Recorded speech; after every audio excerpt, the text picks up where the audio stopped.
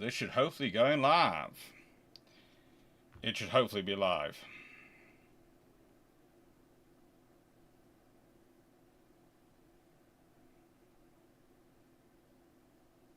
It should hopefully be live. Hello, everybody. Hello. Now, what I'm going to start off with is a small little thing, just a tad of a conversation. This is, of course, live. Now, why am I saying this? Well, because whilst I try and get into a habit of always saying at the beginning of lives that it's live, I forgot this recently. And whilst this YouTube certainly does not pay me enough, I do not earn enough through YouTube and all the other things to respond to the 2 comments that I got about this, which were held by the YouTube block filters, because they had so many swear words in them. So I'm presuming, as they understand the filter settings on my channel, because of my little cousins watching, I'm presuming, seeing as they understood long patrols on the recorded videos, so I'm hoping they understand that. They knew that, and therefore those videos would, those comments would only be seen by me. But honestly, no, that's not good. Okay, we're not going there. But yes, this is a live. And if you missed that, because you for some reason skipped the first 30 seconds of video, or first couple of minutes, and don't realise it's live, then that's not on me, I said it. Okay? So I will be talking in the chat, and interacting, as I normally do, in a live.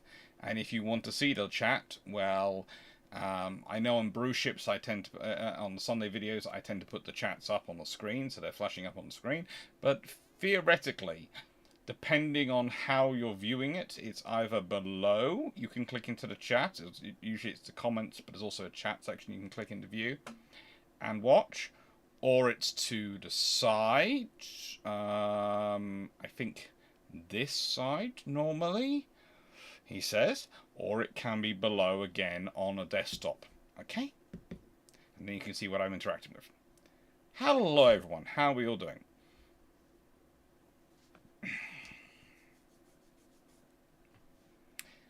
Okay, so people are hoping for marks for the competition. I hadn't planned on setting out marks yet. They haven't. They are going at the end of this week through to all the lovely panel they're finally going to go through, because I finally managed to read them all. And be happy I've read them all and made the right assessment. I wanted to go back for a couple. It's going to sound strange. There are some it's very easy to put through. And there were others which was a case of, ooh, do I or don't I? I've tried to, because I didn't want to overload the panel, I tried to edge. I was erring on the side of, you know, what do we do? But it's as I said, it's always the difficulty is always never the easy 75s, it's the, because in the UK, the marking system is if you get above 70, you got a first, pretty much. 60 is above 60 is a 2-1. Above 50 is about a 2-2. Then it goes down for about 40 is a third. Roughly, sort of. Sometimes when you're sort of walking through, there are some universities which do shift that up 10 points, but they honestly don't shift the marking criteria up 10 points. So it just works out as the same. It's just you're giving them more marks, so they sound like they've got more marks, but they've got the same grade. It's fun, but yeah. So you know, in the UK, we basically, you know, if you want a first, you're getting above 70. But it's always far more difficult to work out. This one is it a 68 or is it something within 68 to 72 boundary rather than something which is an easy 75 or a 65? It's always more difficult the ones which are on the edge of the boundary to make decisions. So I went back and read through them again. That's fun. It's been fun. It has been a lot of fun next to reading. And I've had a lot of going on over reading for next week's recorded video, of course, which is going to be the development of US Naval Aviation Doctrine. Or... Well, I usually pick... well, I did a short for Patreon, a little sort of record a video for Patreon as a Patreon update about it. And I'm trying to get more into doing more little videos of various things to explain stuff that I'm doing and I'm going, and because you're all supporting the research so much, it seems it behoves me to give more updates. It's something which I should be doing and I want to do, but it's working out how to do it, because honestly, and this is going to sound terrible because I spend my whole day writing, but after I spent my whole day writing, I really don't feel like writing another update about research and research progress. You just don't. My brain's not in the right place. So I'm trying the recording method, because after a day's recording, I quite like writing messages, and that's usually when you'll find me on Twitter or responding to comments. After I spend the day recording videos, then I'll be doing the writing stuff. It's the way my brain works. It's when it's time to switch over, switch off, it's better to go do the other thing I do rather than do nothing. So yeah, that's fun. But next week's naval aviation doctrines. If we're talking carrier doctrines, there are two. The U.S. Navy has, and the U.S. have, which is both the U.S. Naval Carrier Doctrine and the U.S. Marine Corps Carrier Doctrine, and their approach to aviation from their carriers. If we're talking long-range maritime patrol, there is the U.S. Navy and the U.S. Coast Guard, and then they also have a dual doctrine approach. And then if you're talking about ground support for troops ashore, from base ashore, that's technically the U.S. Marine Corps, because honestly, the U.S. Army Air Corps is terrible at that in the 1920s and 30s, because they get the strategic bombing bug just as bad as the Royal Air Force. It's fun. Anyway, hello everyone. It's all good. All fun things coming. Hello Peter Dawson. Hello Leslie Mitchell. Hello Timmy Locker. Hello Light 681. Hello John Shea. Hello Micah Cooch. Hello Tanner Felica. Hello Mark Harkness. Hello Paul Amos. Hello Chris Shea. Hello Stephen Richards. Hello Jacob. Hello DeBrock. Hello Bob Fry. Hello Abzelski. Hello Raptorat. Hello Barn Newman. Hello hello Night 681. Hello Phil Williams. Hello Jacob Petchington. Also, I have to give another warning before we get into too far into this. And there's gonna be a thing. I was in a meeting the other day, which I've been asked to sit in with an old friend who's now lectures at another university, and I'd been asked to sit in it because we were talking through with PhD students about how to run lectures and how to do lectures. And one of the PhD students brought up the phrase trigger warnings, which I'm told is now a triggering thing itself. I'm not going to get into too much details, but one of the things they included was that any mentionings of the hair of a former, well, let's be honest, President Trump, was what, they described, I think, as the hair of a former president, now current nominee for president or something they were describing as. I was going, what the fricket? Trump? Anyway, because of something I'm like, there is going to be an aircraft pictured in this video, which looks like, from some angles, the hair of Trump, which apparently now is something which is supposed to be a trigger warning. Both me and my colleague who are running the discussion didn't agree it was, but we might be old-fashioned. We are both in our mid to late 30s now, so we could be out of date on this one. I don't know, but most of the PhD students seem to agree with us as well. It was a fun thing. Anyway, that PhD student brought that up, and yeah. So I'm giving the same warning because, just in case anyone feels particularly triggered by the hairstyle. Well, there is an aircraft which has a similar shape to the hairstyle in it. Now I got that out of the way. Got all the announcements out of the way. What else have I got to announce? Anything else? Oh yeah, how did you all like the video the other day with Fleet of Oceans? A cool channel, correct? You know, fleet's fun. Yes, yes, does a lot of stuff on Drax channel. I do a bit of work for him. Yeah, it's a good channel, and the Red Fleet project is an interesting project. It's one of the things about alternate history, as I've said. There's always a limit to what I will do in alternate history because there's only so much you can do. A, solo, and B, I think there's a certain distance you can get to, and then you've run out of it. They're trying to compensate for the sort of the whole distance they're doing by having quite a large team involved, and it seems to be interesting. I think it's definitely worth a debate. I'm not sure if the young people are quite so sensitive these days, Stephen Richards. I think people presume the young people are so sensitive. Yeah, they're just, yeah.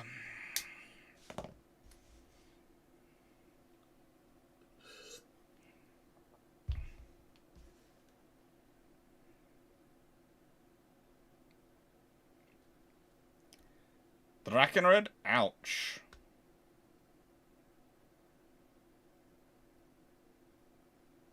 If the plane is orange, we may have a problem. It's not orange. It's not orange. In other news, it is raining here, and apparently, as according to a message I've just received, there is a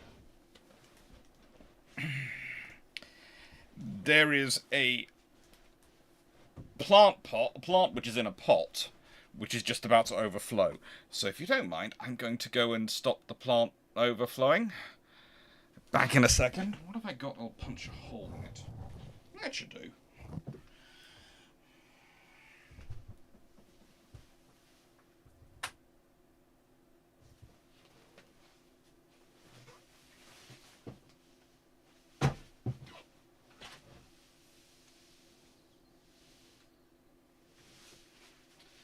That should do.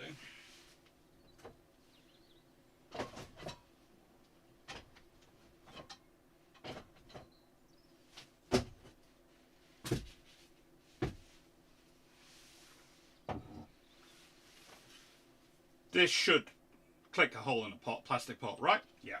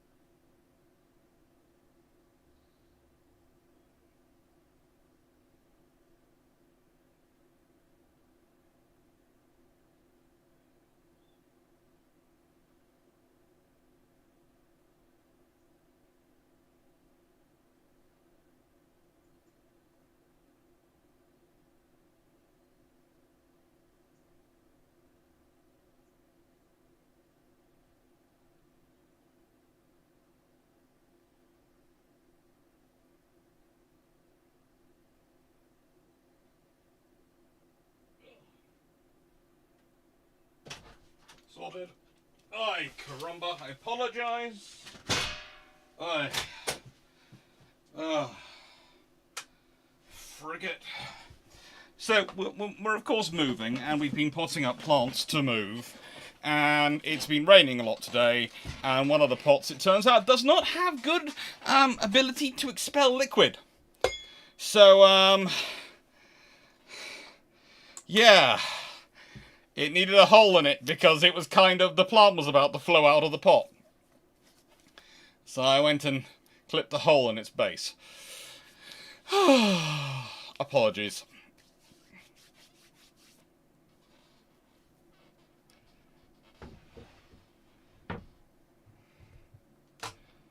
When I'm doing old history, before we get into this topic, there's a certain point at which you have to sort of go, right then, so what real-life history is going to apply? One of the things I find interesting is the people who, when you're doing old history, then explain that the real-life history is going to remain the same. You sit there and go, it's not. The number of comments I received on the video about, what's his name? Prince Battenberg, Louis of Battenberg, and basically going, well, if the 18-inch gun ship, if Agincourt's built as an 18-inch gun ship, which my strong suspicion is, there as she was, then the... And if I am ever proved wrong, I will quite happily recount all that. But my suspicion is I've put out in a video and discussed about it. If the 6th Queen Elizabeth class, I think, was going to be an 18-inch gun ship. But the thing was, if she's built as an 18-inch gun ship, then the Admiral class will be. The Admiral class are built as fast battleships with 18-inch guns. They're not slowed down, so they're going to be in service. In which case, you've got 5 18-inch gun ships, at least in the service in the time of Washington. There is no way a treaty goes through, as we've discussed on this channel, and brew ships and a few other things, which goes through, which says it's going to be a 16-inch. 16-inch limit. That's just not going to happen. That doesn't matter what the Americans may or may not want, but also I don't think the American Congress will settle for it as well. One of the reasons why they were happy with the 16-inch was they had the most 16-inch battleships of anyone in the world. They had the status. Right? That's part of their reasoning for being happy with it.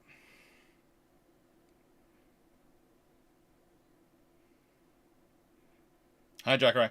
Oh yeah, and that's the other fun with alternate history is people presume that the thing will happen in isolation, i.e. that if, as you point out, the good example is, what happens if Germany builds more U-boats before World War II? Well, Britain starts the Flower class and Hunt class escort, the Flower class corvette and Hunt class escort destroyer projects earlier, and Lord help the Germans.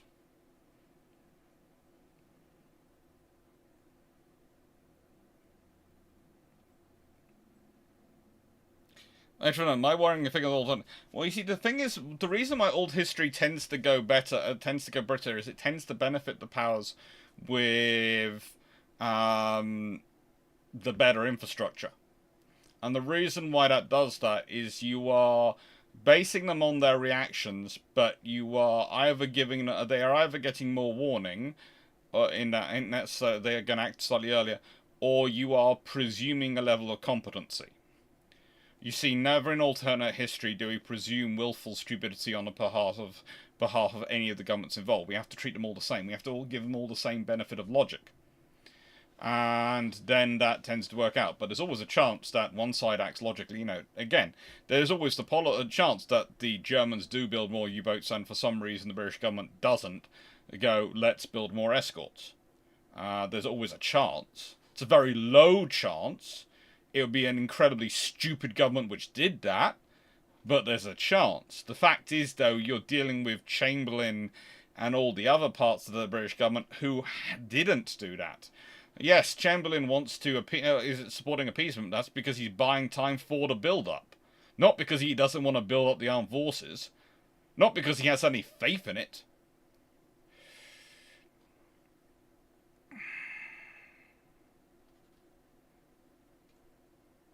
Congratulations, Rovinka.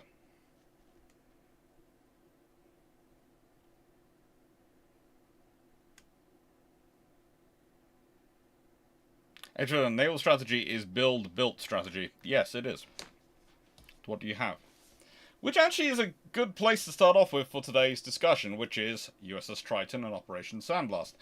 Now, I just know someone's going to stick a thing going below going, we have finally started the video at 18 minutes and 30 seconds, or 18 or 19 minutes time. And I realise that, but, we do announcements and discussions and things. This is a live.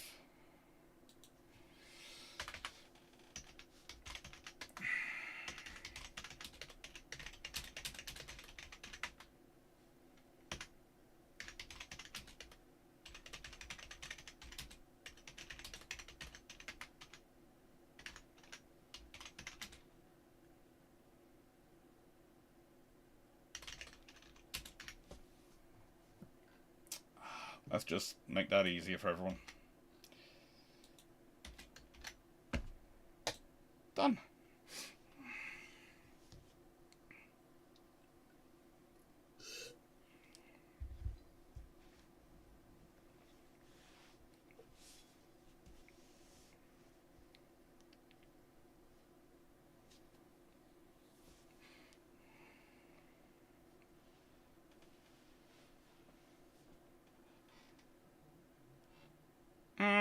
even willful stupidity. Honestly, the only guy I've seen who has a head trimmer in the library. I have all sorts of things in my office. It's fun. I am looking forward to having an office which A, has an attached toilet, and B, has a kitchen attached. Those two things are going to make my life magically better. Although you all might be slightly worried because you might tune in to a live and we might be talking and doing a free presentation and you hear a ding and I'll go, ah yes, the cake's cooked. And no, there will be not enough for everyone. I would share if anyone was there, but you know, I can't send it digitally through to you all. Or the pie's cooked, or all sorts of things. Yes, this is live, Jack Ray.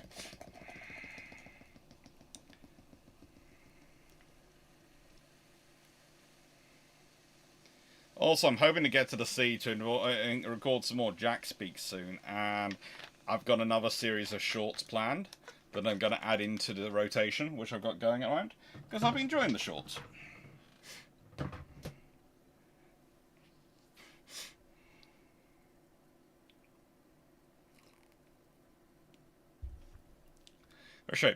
There are so many things. So, USS Triton and Operation Sandblast.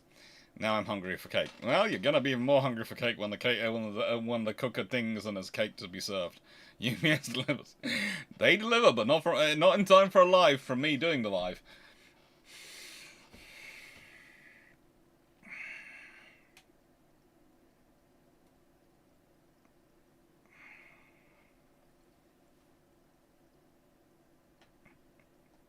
Or a ding ding meal.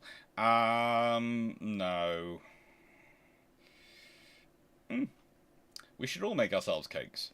It's a nice thing to do, and being able to baking is fun. It's gonna sound horrid, but look, my grandfather, the first ever cake he taught me to bake, and this is off topic, but we'll get into topic shortly, was actually on a barbecue. He taught me how to bake cakes on a barbecue. And this is why I have fun with people who go, oh yeah, men don't bake cakes. And I go, my grandfather could bake a cake on a barbecue and it was a very good chocolate cake. In the nicest way. If you can't do that on a barbecue, then, you know, perhaps you need to change your definition. But that's me being cruel to them. Oh, definitely being cruel to them.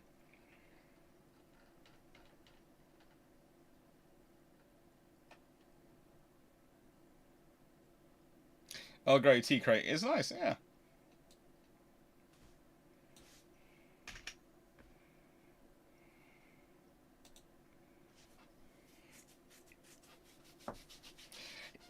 He taught me all sorts of random things. So, USS Triton Operation Sandblast. Why are we doing this today?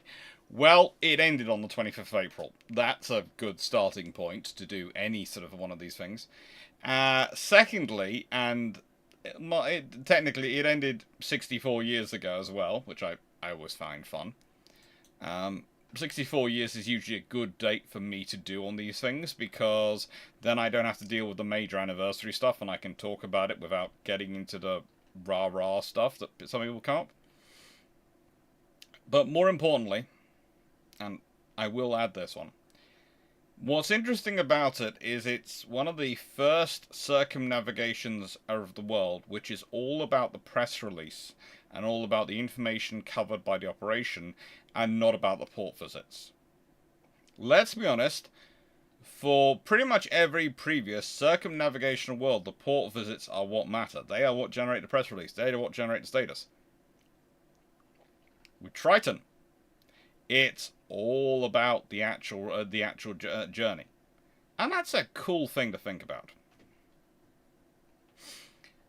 Now, it's also an interesting ship. Triton is an interesting idea and an interesting concept, and I'm just checking, I did give you all a warning about the aircraft coming up. Not only does it have the weird hair sort of shape, but it's also kind of ugly, okay? So, it's not necessarily Blackburn ugly, But it's definitely beauty is in the eye of the beholder, and the beholder has had a lot of very, very strong very, very strong chemicals added to their body. Looking aircraft. Okay.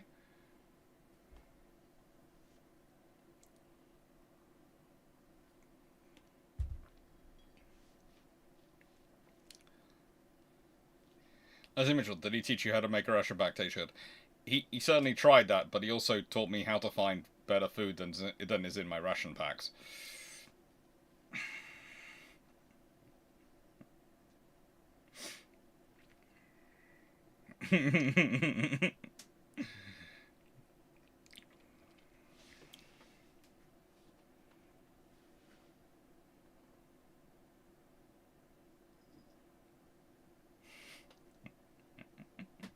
It's a very Cold War mission. I mean, it's actually more than a Cold War one. It's actually got relevance to this day.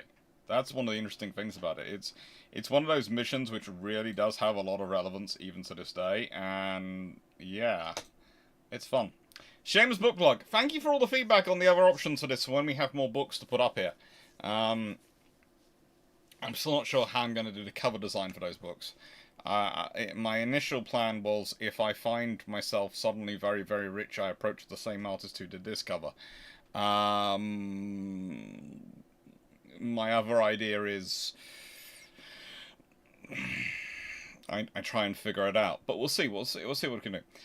We will see. But thank you for all the suggestions, and of course, this is a shameless book plug. Thank you to everyone who supports and likes and shares the channel. Thank you to everyone who is on this channel, who chats away. It's always nice to have people who watch live, and the people who talk in the chat, and the people who don't talk in chat. I know there are people who are watching live now who aren't chatting away. You know how you know this? Because I can see the number of consecutive viewers, and I can see the number of consecutive chatters. And those figures are very different. So thank you to everyone who's watching, even if you're not wanting to take part in the chat. Thank you for being here. Hope you enjoyed the live. And thank you to everyone who does support the channels. The super chats, the memberships, the Patreon, the Ko-fi. Seriously, the Ko-fi's massively important.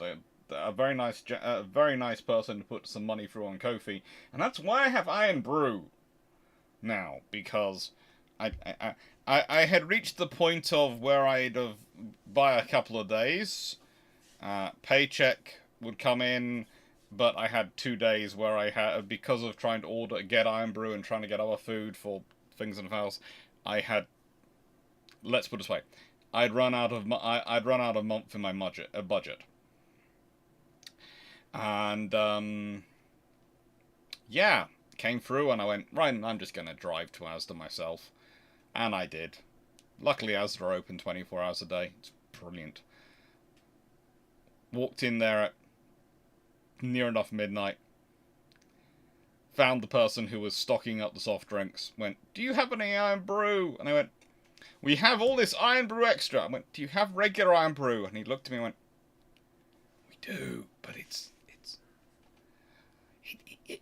you sure you want it? Yes, I want the regular Iron Brew. We don't have much. I'll take whatever you have. So I was very happy. At about midnight, I walked out of Asda with 6 bottles of Iron Brew. At the same point as feeling happy, I was also questioning my life choices of whether or not I was now officially an addict. And then I realized, hang on, I need that caffeine and sugar to get me through all the lawyers and all the bankers I'm talking to right now. Once I'm through the house move, I will be good. I will take a month off. Once I'm back from Scandinavia, if we manage to go and all that stuff works out and all that stuff, I will take a month off sugary drinks. I will do a month of being good.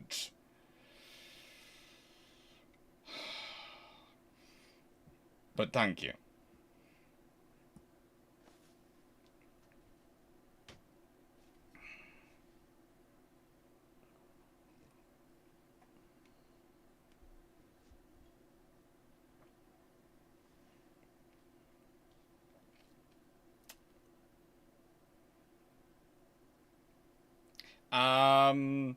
I'm looking forward to any alt history streams which Drakenfell has to do, because I know how much he enjoys them. I really do, and as his very good friend, I enjoy them with him.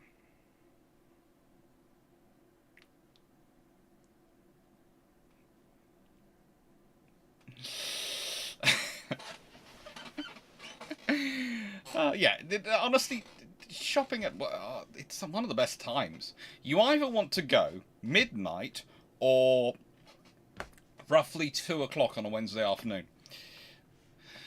How do you think it's basically going to be making up the caffeine shortfall with Coca-Cola probably most of the time in Scandinavia. I don't think they have many iron brew supplies.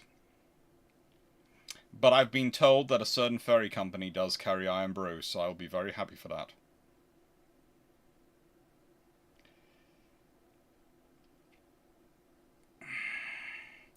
So,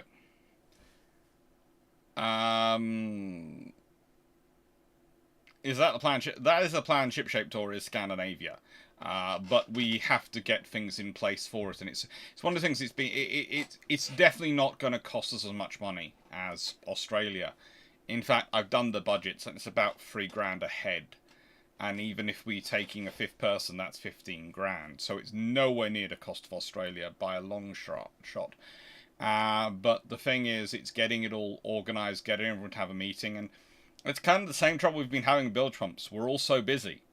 At the moment, we are just absolutely working our off, sorting out things. And if you've watched Drax's most recent live, you'll understand why he's incredibly busy. You'll know why I'm incredibly busy. I'm moving house, and it's turning into the most complicated house move since this side of the millennium. I swear, it's easier for the royal family to move houses than it is for me. Yeah, Gareth is just doing all sorts of things, and Dan is, I swear, he's providing half the medical services of our entire county right now. I do not think there's a single day he's not been on duty for at least 12 to 16 hours. The man is, frankly, working like he's back at the beginning of his medical career.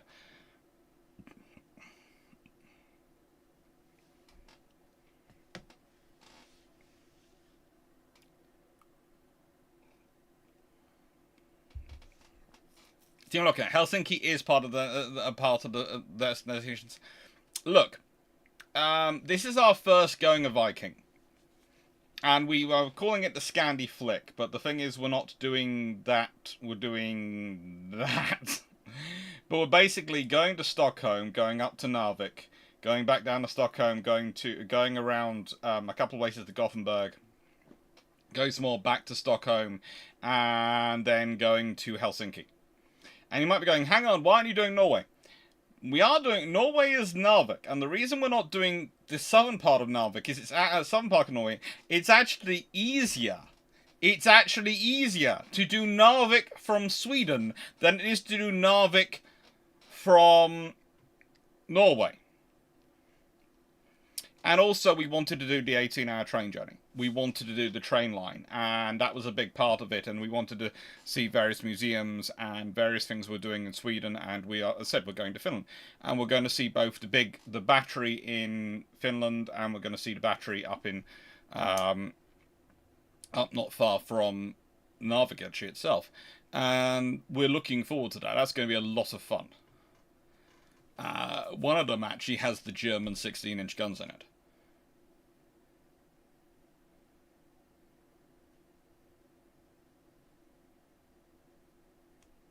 But yeah, because of all that stuff going on, we have this plan.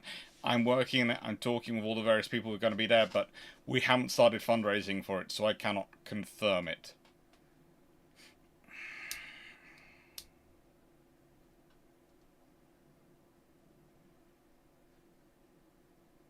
Yes, Team Lockup. Jeff Family. Princess Drag is a sweetie, and I'm in the process of moving, so I know speaking. Oh, she is. And we have got ideas for what we're going to use those 18-hour train journeys for.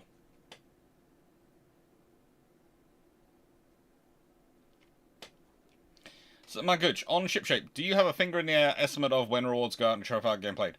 We are literally waiting. This is another reason we haven't announced the live. We are literally waiting for the coins to arrive from the maker, from the people who are producing them. We will probably need a local in Helsinki. It's either that or we hire a car.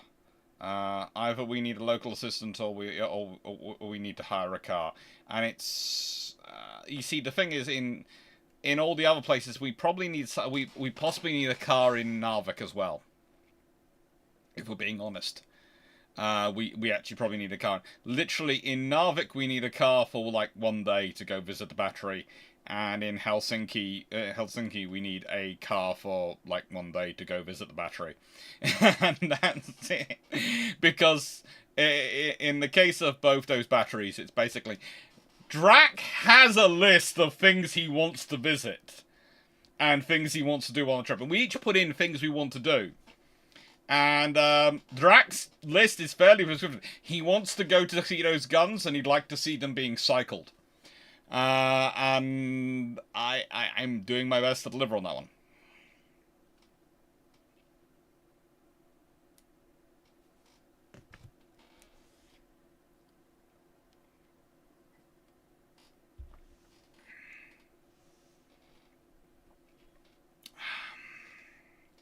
So it's going to be fun. So, let's start this properly, shall we? The Shakedown Cruise, Operation Sandblast. You see, USS Triton is a special vessel. She's a very large nuclear-powered vessel. She really is. And this makes her useful for many things, but it also makes her problematic in other ways.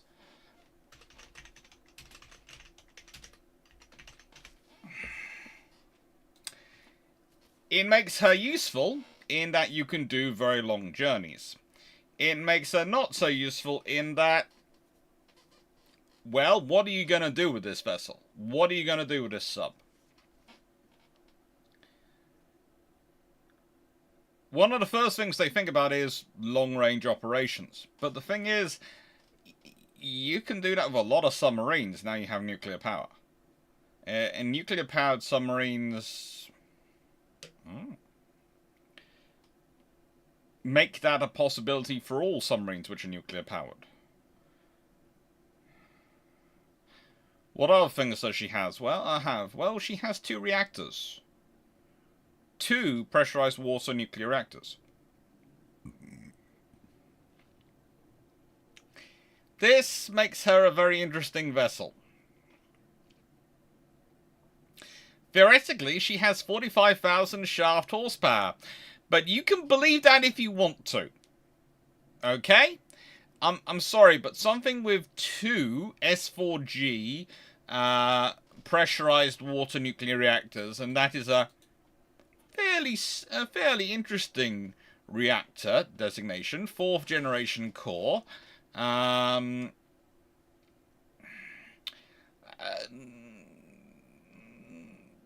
do I put this?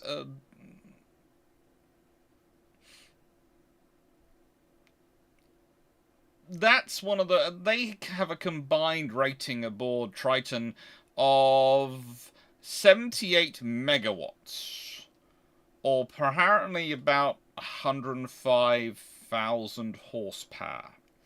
And yet, the official figures for the Triton is that she has 45,000 shaft horsepower, or 34,000 kilowatts of power.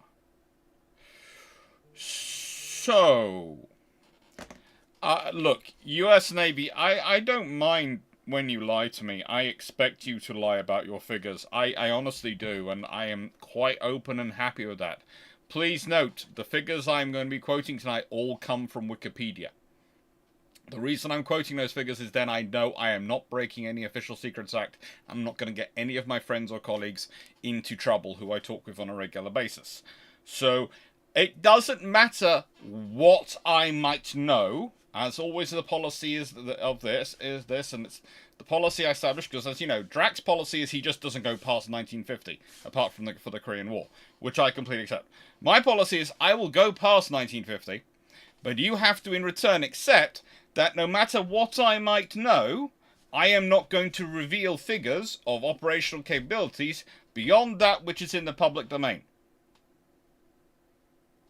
However, whoever is doing these figures for the US Navy, I would like you to please acknowledge that you have given one set of figures in one place, which add up to one sum, which I have just stated, and you have given another set of figures in another place, which add up to another sum.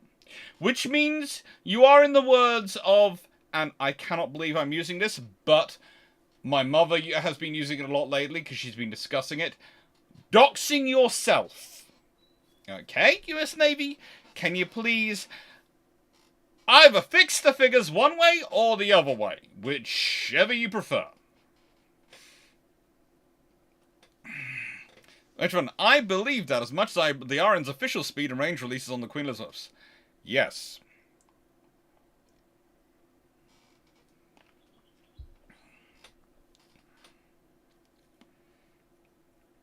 Jeff Holloway, 2 reactors. Yes, kind of like the USS Voyager had 2 warp cores, the USS Triton has 2 nuclear reactors. So the actual question is, how much power do you think you have? I'd also like to point out that on her very specific 4th generation reactor, the S4G, she is, I think, the only one to have it. It's built by General Electric, as again, who are known for producing such terrible reactors. I mean, General Electric are really known for their reactors not generating a lot of power. Were they full-size reactors? Full-size submarine reactors, yes. They are. This is a big sub, okay? Please note, this is a big, big sub. And so it gets sent on a very big shakedown cruise. It has the power, it has the capability. Let's be honest, this thing has the viability for doing this operation and doing it fast. And if you can do, well, there is a link below to the documents on about this cruise, and I should add that those documents, I think, provide another those not those documents, but there's another source which states that Triton's power plant could reach 60,000 shaft horsepower or 45 megawatts had that been necessary. So there are 3 publicly given figures for what those power plants could reach, and 2 of them don't add up to the amount that those reactors could apparently reach according to the reactor's own manufacturer. I mean, I think even those figures are being massaged. So I would say I don't mind what your story is, but just get it straight. As in, make sure all the stories fit together.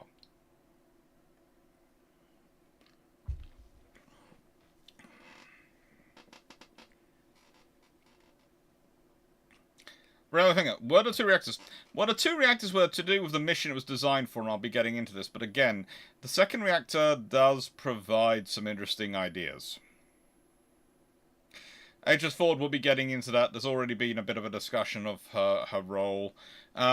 She's a very special submarine. She is an SSRN. And please note,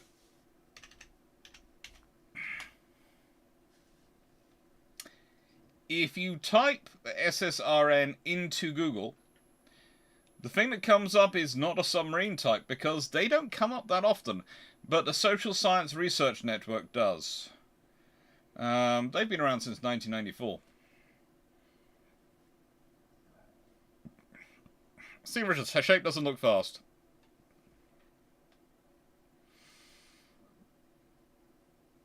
Her shape is fast enough when she has that much power.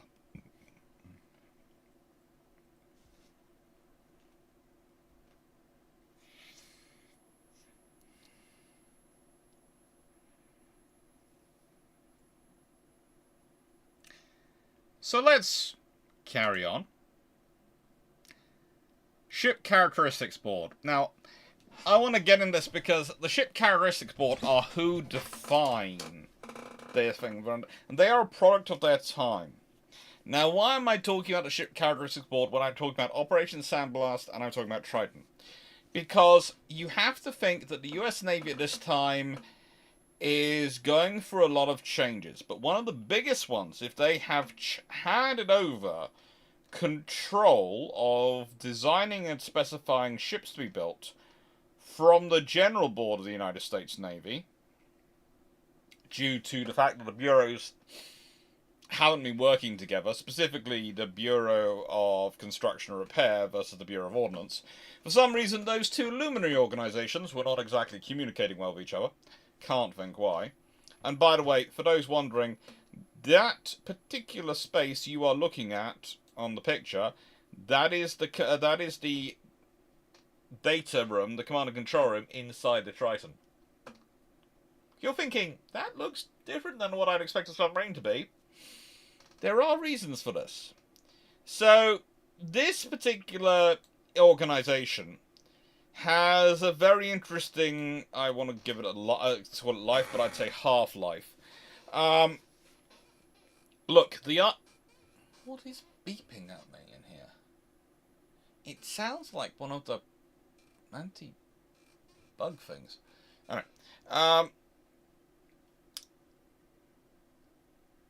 Pretty much the ship characteristics board can be characterized as an organization which in theory was supposed to take over from the general board, and it was given the direct authority of the chief of the naval operations behind it, so had that power behind them, which gives it a lot more power to control things than the general board had.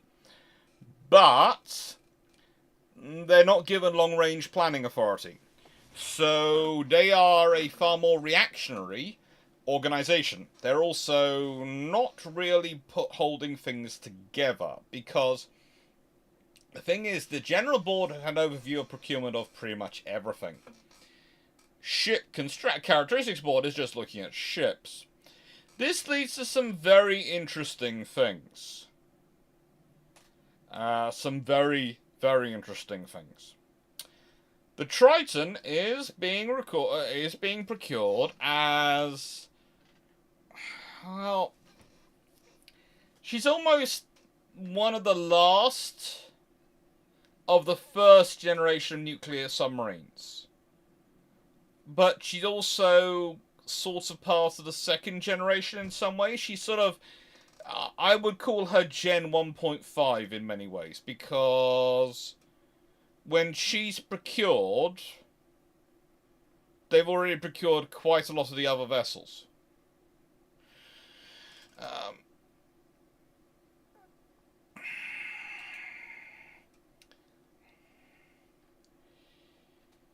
You know, she is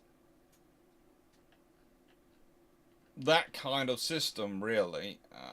I've got her listing here in the ship characteristics. I've got my notes on the ship characteristics board. There we go. That, please. And I can actually give you the specs. So, she is procured, and this is what I do love. She is procured as ship characteristics 132. Now, the other submarines, the Skate class, had been ship characteristics 121. You know, they'd all come before that. So, whilst the Halibut SSGN is SCB 137, does come after her, most of these submarines were before her. So she's an interesting vessel in that regard. And someday I will probably do a whole video about the whole Iowa design thing, and how the Bureau of Construction and Repair decided they were building basically they were building a fast battleship, a light battleship, ship that was going lighter and faster, And the Bureau of Ordnance decided that they were still using the turret designs from the 1920s. Always such an organisation, the Bureau of Ordnance. But anyway, Triton's purpose. Why did she need to be so fast? Why did she need to be so powerful? Because she was carrying a great big radar. Yes, she is a radar picket, a strategic radar picket. Now, for those who've read Storm Rising, that Tom Clancy novel, you will remember reading about a submarine which basically is an electronic warfare submarine, which is sitting off the coast of the Soviet Union with its mass above the water, picking up electronic emissions whilst it just sits there, being a black hole in the middle of the ocean that nothing can see. That's its entire purpose. Well, the radar picket submarine, you can consider sort of an early version of this. They had the idea that with a radar of sufficient power, a submarine could provide the required intelligence, surveillance, and command and control for fighter aircraft. Hence, you have a room like this aboard for forward deployed naval forces. And these submarines, what would happen is if they were going to come under attack, unlike radar pickets during World War II, they would dive and avoid being attacked. That's the idea. That's the idea.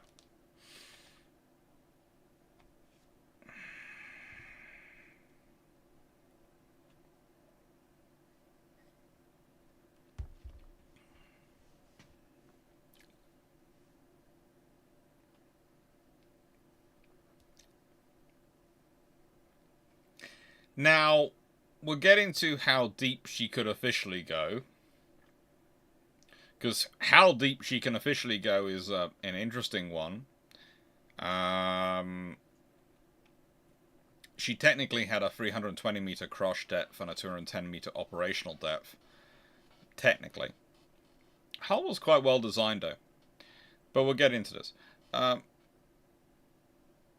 In later points.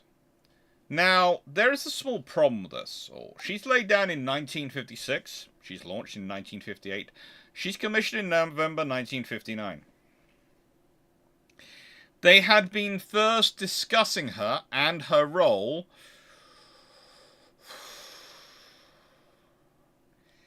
in the late 1940s, honestly. It gets quite absurd when you start looking at the points they're talking about it. They talk about it in 1955. They've got a paper of 5 carrier strike groups, each supported by 2 radar picket submarines. You know, they have all sorts of ideas for it. At one point, it was revised to in 1957. This is after she started construction, after they found the costs going up, because for some reason this whole idea is costing a lot of money. They decided that they would provide 4 nuclear-powered radar picket submarines for a single nuclear-powered carrier group, and the 4 conventionally powered carrier groups would be supported by 2 diesel-electric radar picket submarines each, so you'd have basically a nuclear-powered super task force. So this can be seen in concert with Enterprise and those sort of things. And the radar they are planning on fitting them is...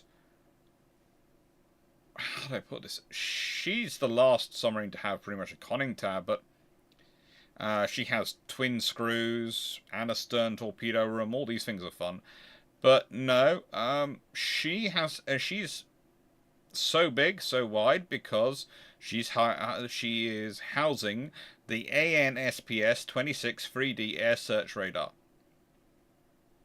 And when not in use, it of course goes into the hull. It goes into the conning tower.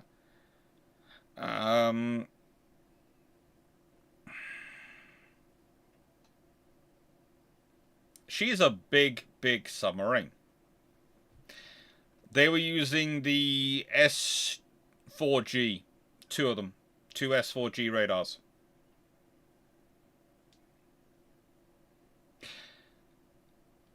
we've already sort of been a bit of discussion on that one. But Albuquerque, radar submarine? Yeah, there are so many things. Well, first of all, everyone, okay, if you do not want to see something which is, as I've said, beauty is in the eye of the beholder, so preferably if you've had enough caffeine or sugar or whatever other chemicals of your choice, maybe you'll survive this, but if not, look away now, because I'm about to show you something which is truly disturbing to look at. It may or may not look like Trump's hair, but we'll leave that to one side. The Grom E1 Tracer. That ended service in 1958. So, the same year that's being launched, this is entering service. Now, as we all know, the basic trouble for radar pickets is they can't see round the curvature of the Earth, no matter how powerful a radar you stick on them. Even a 3D radar, as good as it is, it's going to tell you what's going up above, but it's not going to tell you what's going to go on around the surface of the Earth. And a submarine is lower than a destroyer, believe it or not. Well, hang on. How do you get round that? You stick something above. Now, we can all be thankful that the E2 Hawkeye comes into service. We really can be. If you are eating and you are now not able to consume food, I understand. If you have eaten and you're now losing your food, I understand. I myself knew this was coming and so did not eat. I'm merely surviving on iron brew alone.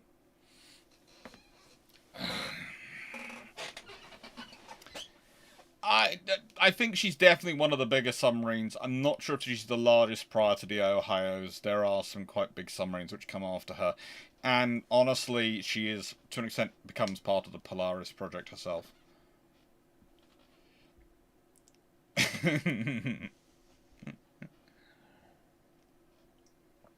I think Grumman looked up... You haven't seen the worst angle yet. I could show you it from the front. Let's get that picture up. The E1. Yeah, that'll do. I have the picture from the front. Oh, yeah.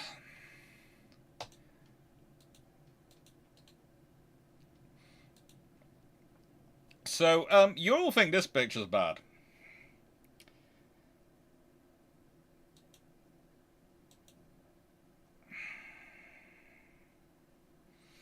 You all think this picture is bad.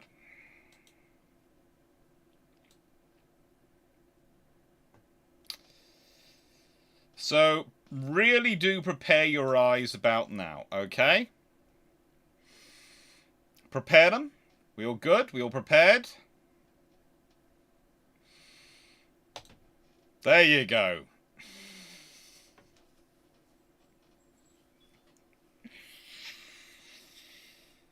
It had a... No, it just... No, it just... That's on aboard the USS Hancock. I'm not sure what to describe it as. I just don't know. The aircraft bit... It looks like it's got some... It just doesn't look right. It just doesn't look right. Grumman, I expected better from you. You produce pugnacious-looking aircraft. Pugnacious. Not... whatever that is.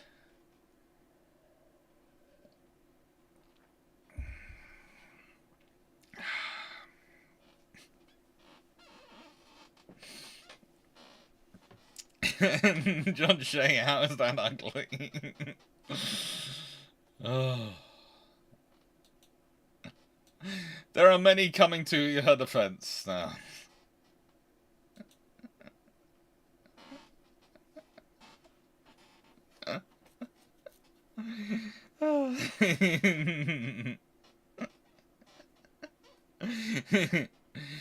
Okay.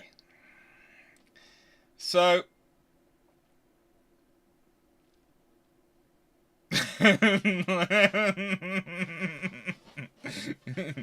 It's one of those stupid...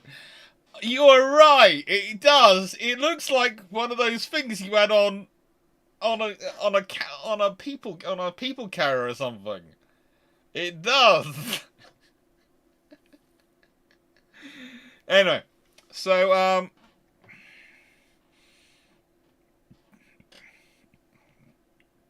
that's the E1 Tracer. And of course, that can fly high enough to actually see around the curvature of the Earth. And you can operate that from all your carriers. And all you need is a carrier, and you can support it. And let's be honest, it is worth it. It might be ugly. It might be ugly, but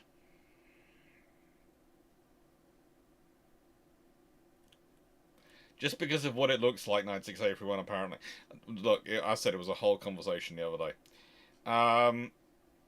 It might sort of be ugly, but it works. It's a fairly decent aircraft for this era. But what it also does immediately is it kind of removes the need for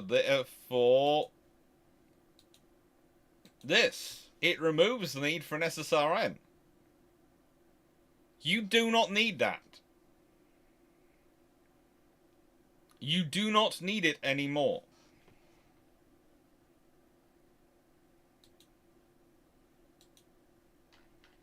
It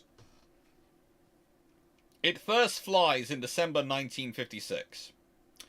So it first flies, what?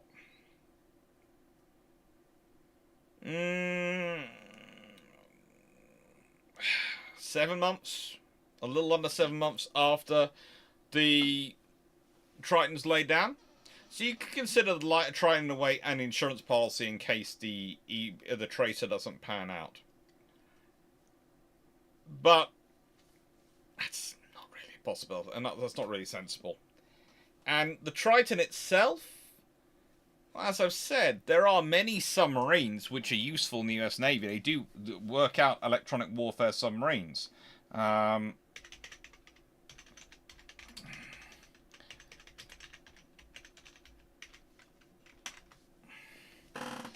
There are quite a few submarines which really do get up to a lot of interesting missions. Let's see. Oh, frigate. This is when you realise you have to... I'm looking for the American one, and all the British snooping submarines keep coming up. And I'm going, I want to have the stats. I want to have the stats next to me. And I've got the folder of submarines, the box of submarine folders on it, and I'm just going, no.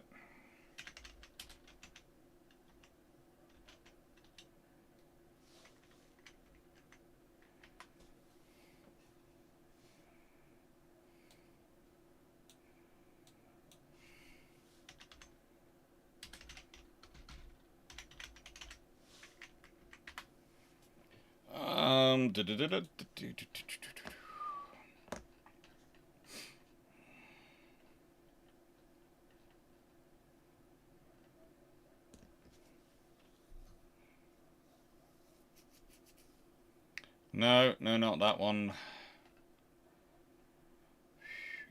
No, not that one.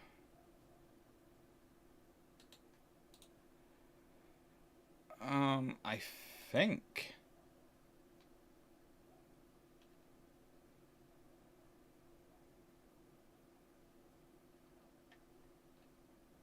I think it was the Narwhal. Yes, it's a Narwhal, I'm fairly sure. Which did quite a lot of interesting duties. But I'm not sure if she was the only one. She was definitely quite a submarine area. I think she... Was it her, or was it one of the other ones? I'm sure they had a submarine specifically fitted up to do very close inshore electronic warfare gathering, and I remember looking it up, and the closest I have in my notes is Narwhal, but I don't think it's Narwhal for some reason. Yeah, well, that's going to be a subject of another video at some point in the year of the aircraft carrier. I'm going to be doing some videos about submarines, because I want to do that. But no, Triton's purpose is pretty much eroded. But the idea of turning and producing an electronic warfare snooping submarine carried on. And if you consider most modern submarines, when you're looking at them, especially when you're looking at their masts and the information and systems they have on there, they are all about the electronic warfare and data gathering. Let's put it this way: if you have a demonstration of enemy air power off your coast, the odds are they will have a submarine closer to your coast somewhere, monitoring electronic transmissions to try and figure out what your air control frequencies are. Because it's that standard, it's that much of a policy. USS Parsh? I'll look up the USS Parsh, just in case it's here.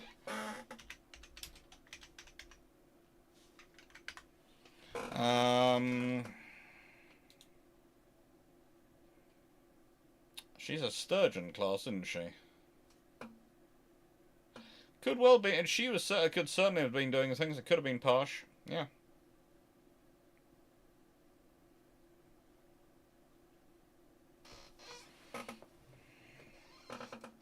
That's right. The gentleman who interviewed me for getting into an NR2C program was a sonar operator trying to run that cruise. He actually had a seamount named after him. Cool.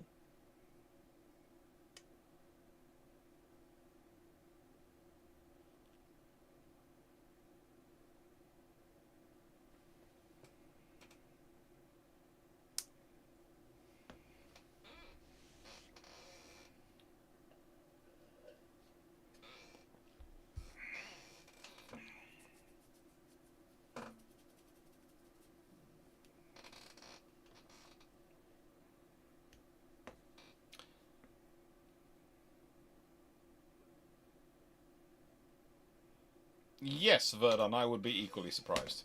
So let's consider the actual specifications of the submarine involved, and the whole discussion of it. So the submarine in 1959 is an SSRN. In 1961, it's become an SSN. And for some reason, in its SSN role, considering its size and capabilities, it doesn't hang around for long. In fact, it's decommissioned in May 1969. And this is even after it has a massive refit between September 62 to January 1964.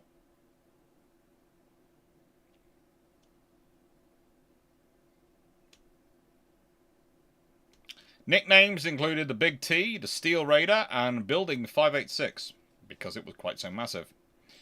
It managed to get a Presidential Unit Citation, a Navy Unit Commendation, and a Navy Unit Commendation, two Navy Unit Commendations, both 1966 and 1967, and the Presidential Unit Citation was actually in 1960. So that's an interesting vessel with an interesting history. Displacement: 5,963 long tons, that's 6,059 tons surfaced.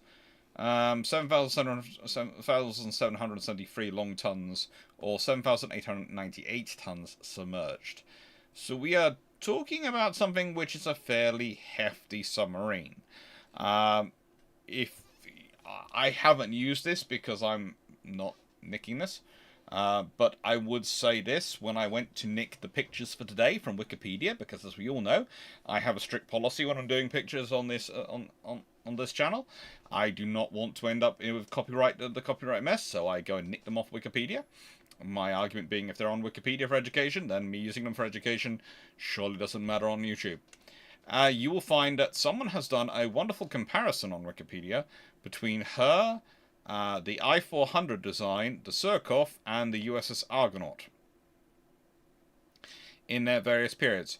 And what's interesting is quite how massive she is. She is much bigger than the I-400. Oh, she's got about 700 tons on the surface, and has got well over 1,000 tons submerged difference. But in terms of even American ships, she's a massive difference.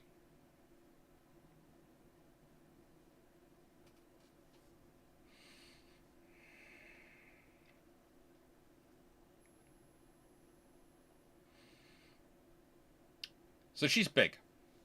Her length? 136.4 meters. That's 447 foot 6 inches. Beam, 37 foot, or 11 meters. Draft, 23 foot 6 inches, 7.6 on 6 meters, that is.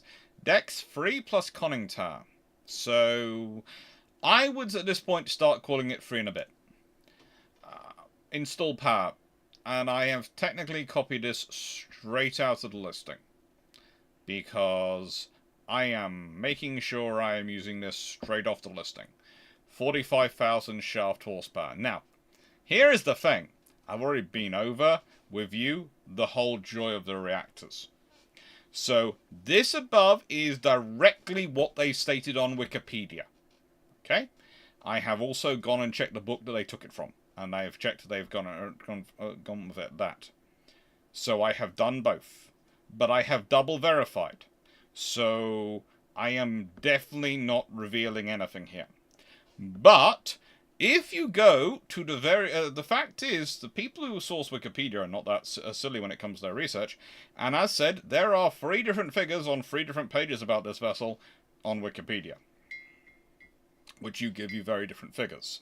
If you want to go and look up the page about the S4G reactors, you will find a link to the very, very interesting and completely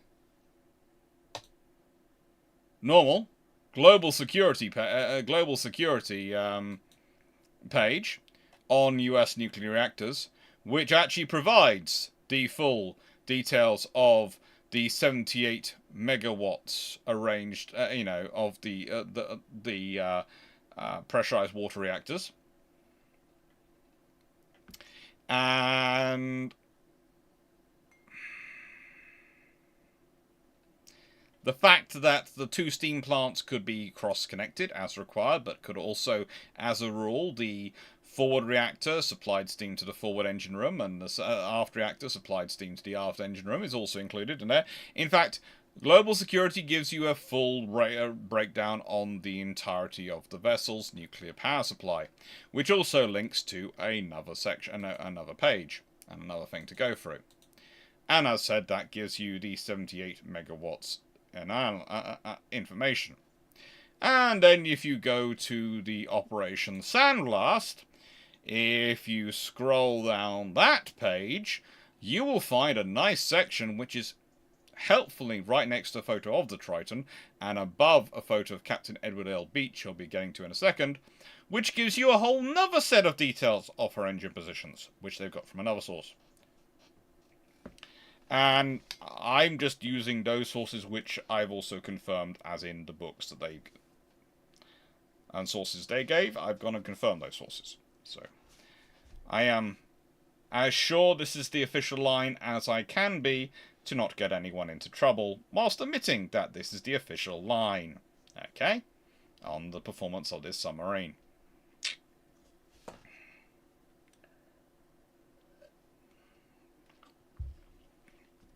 There's always caveats. You can either do it the Drac methodology of not going past 1950, or you can do it methodology of, I have to be sure this is in the public eye before I say this on this channel. And I do it that methodology, and my methodology of ensuring it's in the public eye is checking if it's the figures listed on Wikipedia, and checking the sources the Wikipedia is citing for that information. That's how I can be sure that, just in case, because I have had this conversation with people about when I've done current things approaching the current period before again, and recently, just to be sure, I am not stepping on anyone's toes. Cool, Mitchell Oates. You're qualified to operate the reactor plant.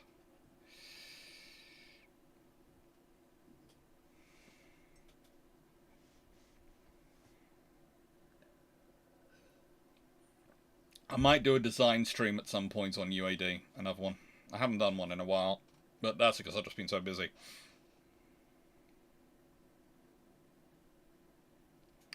Jack Ray, the amount of repetition of this of the point makes me think that you have gotten little visits or messages that you have had to point out, yes, this is public information.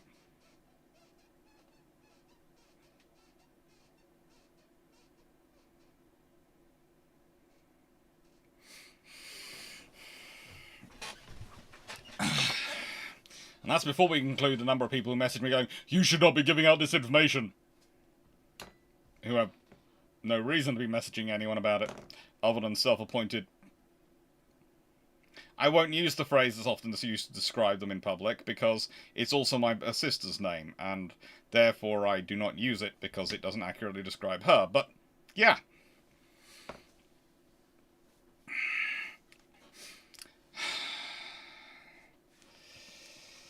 I wish, Crochet, I could have a nice conversation with those two. So, she has 2 pressurized water reactors, S4Gs, as we know it, which each have a steam turbine. They can both drive either turbine, and they can both be used to drive one turbine, or both be used to drive both turbines. Each of those turbines is hooked up by a single shaft to a single shaft, driving a 5-bladed propellers. Yes. Leslie, that's fun. Top speed.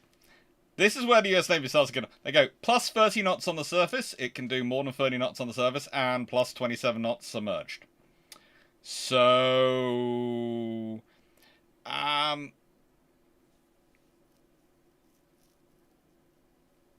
they have a plan that, you know, they could do the Magellan route for this trip in roughly 56 days, I think it was at 20 knots, and 75 days at 15 knots.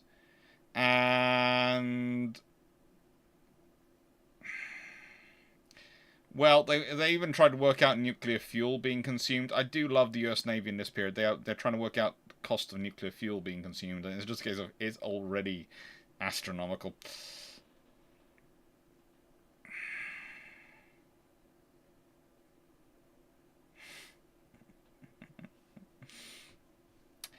And there is the fact that endurance is listed as being essentially unlimited. Again, the fact that this has to be pointed out, I am reminded more and more often these days of the fact that more and more people do not actually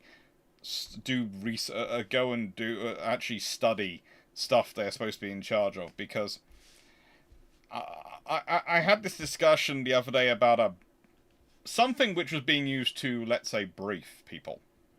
And the fact that nuclear power had to be listed as being essentially unlimited.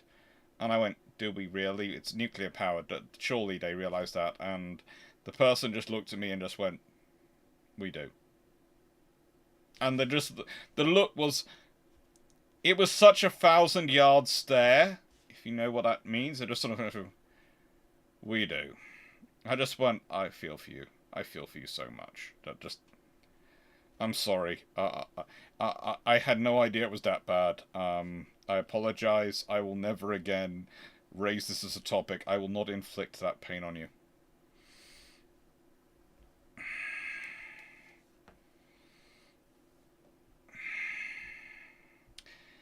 Test depth, 210 meters or 700 feet, operational. 1,050 feet, 320 meters, crush. Now, I would say something that's sort of interesting in that regard. One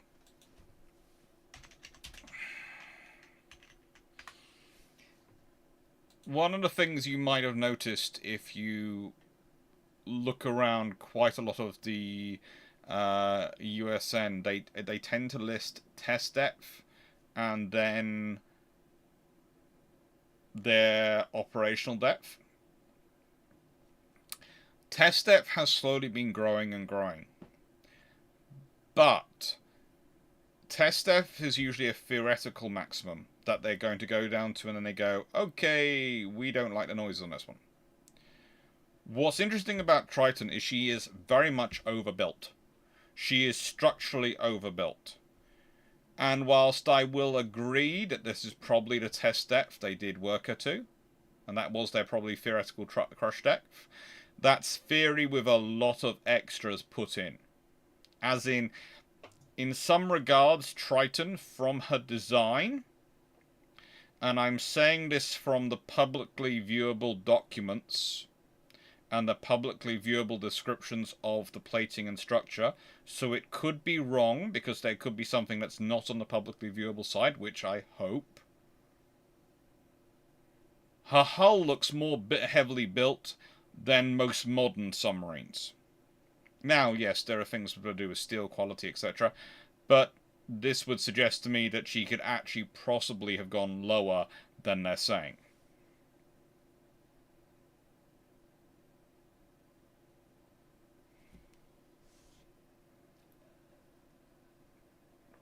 Hello, same penguins.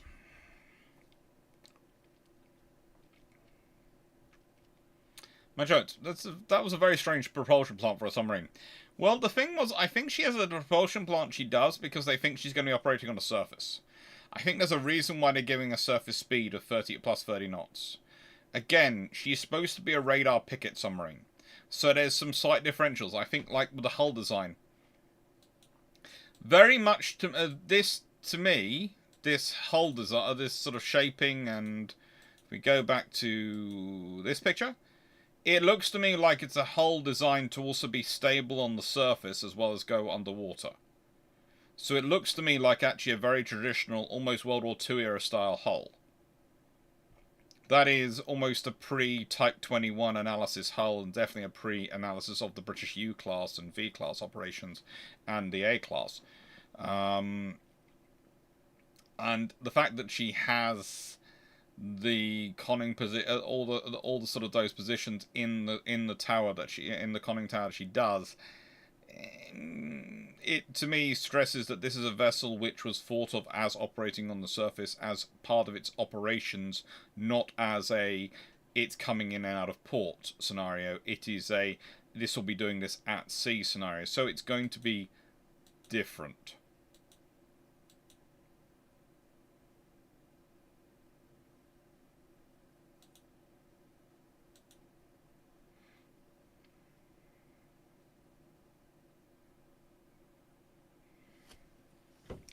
Well, I agree with that, Mitchell. I do agree with that, and that's why I'm also, again, why I'm being as careful as I am.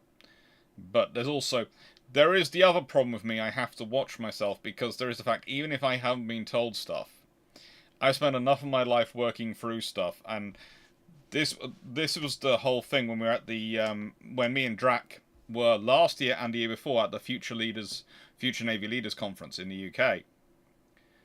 There were quite a few companies which were going, how do you know that? And we were going, well, we're just working it out based on the stuff you already told us that's in the public domain. But how could you? Well, that just makes sense. It's the logic. So we have to be both me and Drac and Jamie and quite a few other colleagues have to be very careful with what we say sometimes on video, because even though we've not been told it and we are just working it out, it can lead to interesting conversations and emails and visits.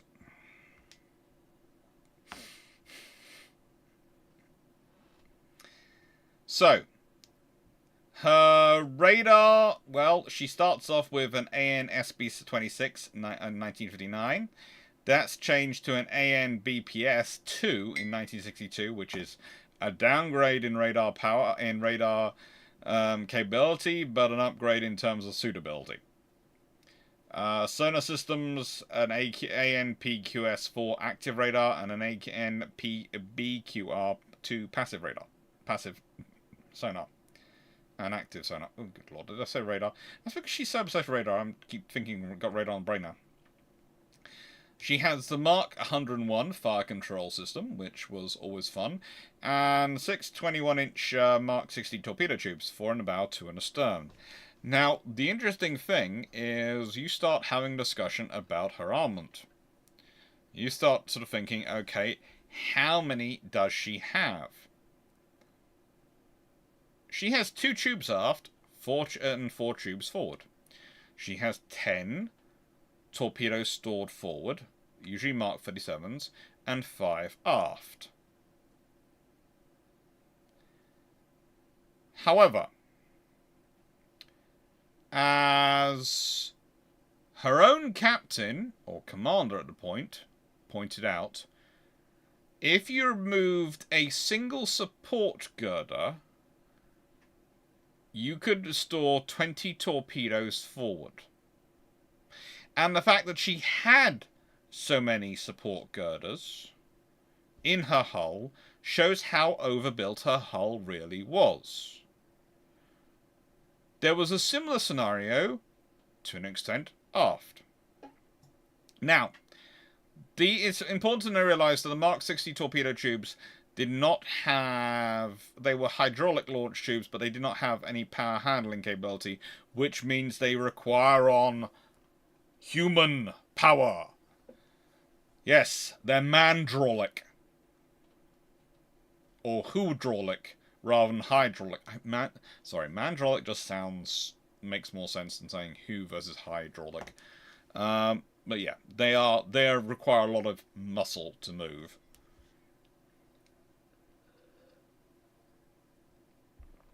Oh no, not recently, but well, you can all shout with my videos how long ago it is since I discussed something which was a very modern topic. Might not have been that long after that.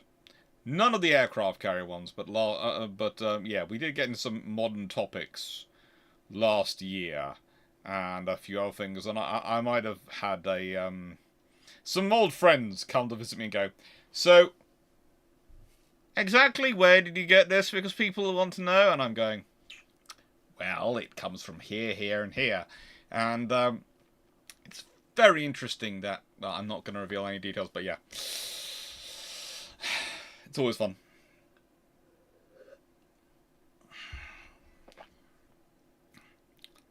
I would suspect that hull form was non-optimal for submerged operation. I would say it is interesting for submerged operations. It's trying to be both. And I think that's also a problem with her hull design. But we'll get to this picture, because this really does highlight it. Now, reaction... here's the interesting thing. Her reactors, in terms of her propulsion, they are located in the same compartment, but there are different ends of the compartment. So you have reactor number 1 is in this compartment, and then reactor number 2 is in this end of the compartment. You have the various engines in their own compartments going back, and then you have the whole torpedo room aft. You have an air control center. You have all sorts of facilities on this vessel. In fact, it's actually quite luxurious in many, many regards.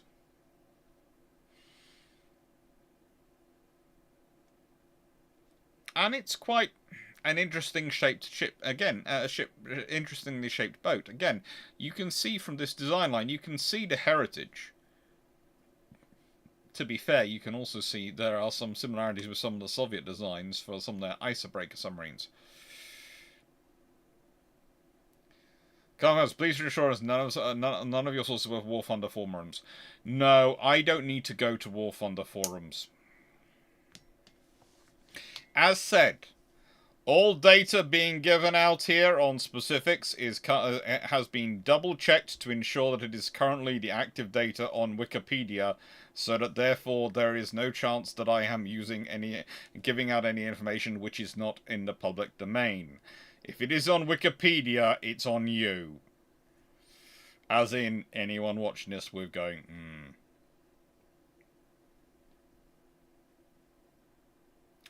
that operator 8282, I can get you pictures of the company USS Triton. It's rather near where I'm at right now. That'll be cool, because I've got a picture I'm using at the end, but I do like to see more of them, because she's an interesting submarine to me. It's an interesting idea. The thing is, I have a soft spot for the specialist submarines. Because more and more often they get built, they test the concept, they prove the concept, and then what we do is we build it into the regular submarines. If you want a good example, have a look at the Port Virginia class. Those 4 OIOs proved that the SSGN idea is a great idea and really does work for the US Navy. And what are the US Navy doing? Are they going, you know what, we're going to build some more of our next generation, or we'll convert some of the newer Ohios to cover the role until, we'll just keep doing that, converting old submarines to it. No. What we're going to do is we're going to add another compartment into the Virginia class. The Port Virginia class are just going to grow longer and longer and longer as they're going to double in electronic warfare, this, that, and everything into the poor submarine. And in this case, yes, the radar picket didn't survive into the modern submarine. But if we think about it, the electronic warfare, intelligence gathering definitely did. Think like icebreaker submarines?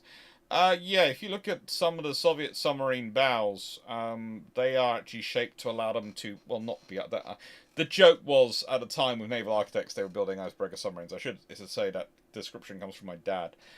Basically, they were building submarines with toughened bows, so that when they were sort of on the surface and dealing with ice wandering around their waters, they could maybe knock it out the way. It's found very quickly that no matter how tough you built the bow on a submarine, it didn't work, so that's why they continued using rather large tugboats instead with them.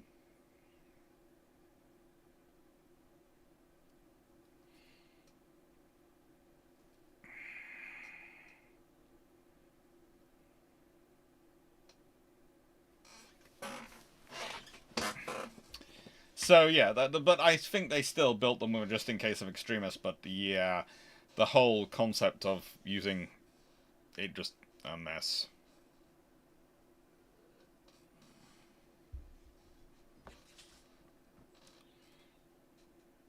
I think I'm like, Dear Doctor confused me with mod.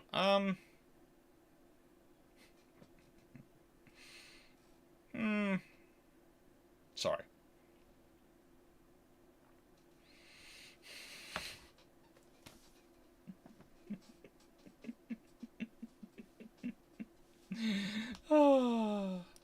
So, the thing is, it's an interesting design. It's a capable design. It's got a lot of space in it, and it needed a lot of space in it. One of the things I didn't mention when going through the numbers there was 100. In its radar picket role, it has a crew of 172. Think about that. 172. When it's in its attack role, SSN role, it drops down to 159. So, I mean, that's brilliant. You've lost the whole 13 people. What are you going to do? All that space, all that new space being given to you.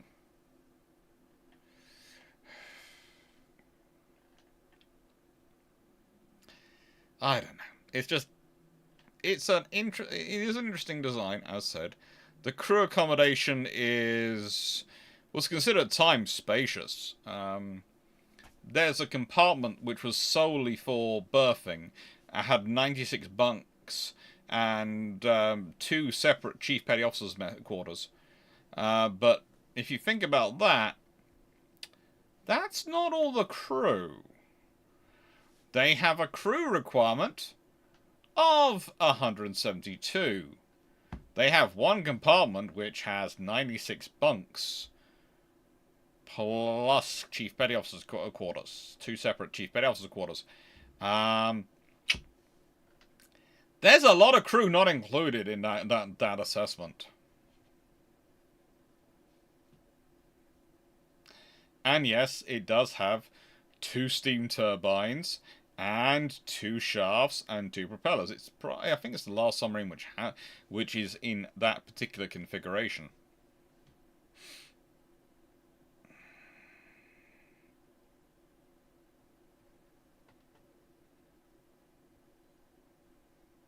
Thank you, Operator 828, though.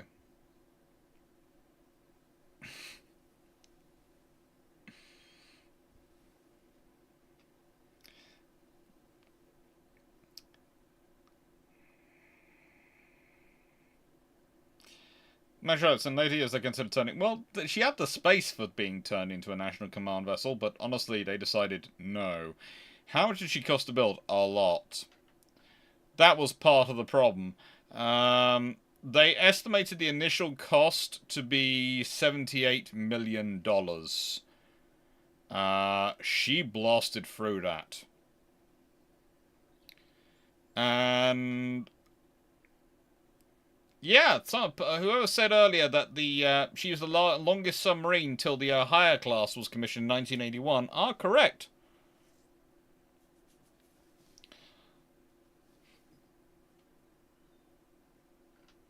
please note I found that stat because it's above the very nice table I was talking about earlier.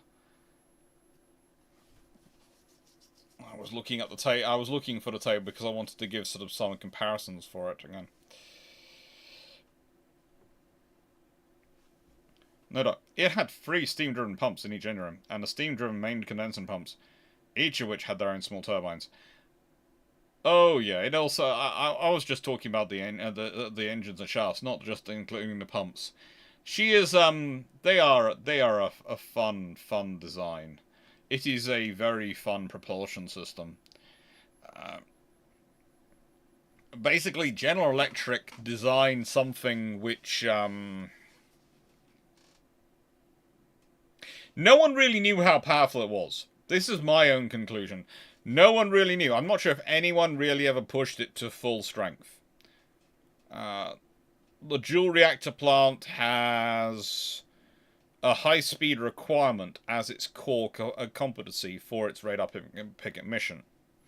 It also had a high-speed deployment and a high-speed surface reaction. So it needed high underwater speed and high above speed. And honestly, the US Atomic Energy Commission were very much the ones who drove the 2-reactor project. It was it was testing to work out whether or not having 2 reactors should become the standard for nuclear submarines. That's part of her testing, part of her role.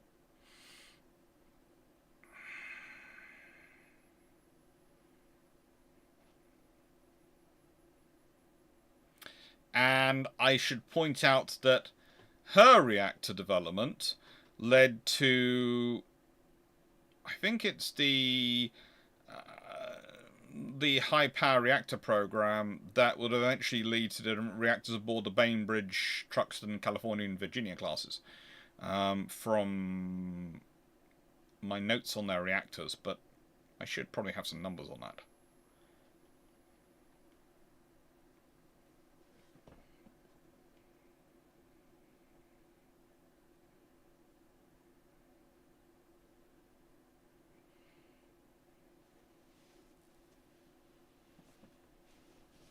Oh, look, I realise there are figures for her for final cost, but again, I don't trust them. I will, as I say, she was initially estimated at $78 million. She was running enough over that basically the entire concept is reevaluated in 1957. So, if we go back to this thing, you'll see she started in May 1956. By 1957, she's not even been launched. There's so much over budget, they're evaluating the concept of how many of these things they're going to build. I do not believe pretty much any of the official figures on how much she eventually cost. When I say I don't believe them, I am sure they are absolutely correct. I'm not sure they're including all the costs, though. Because I'm fairly sure there's a lot of other money going on around them.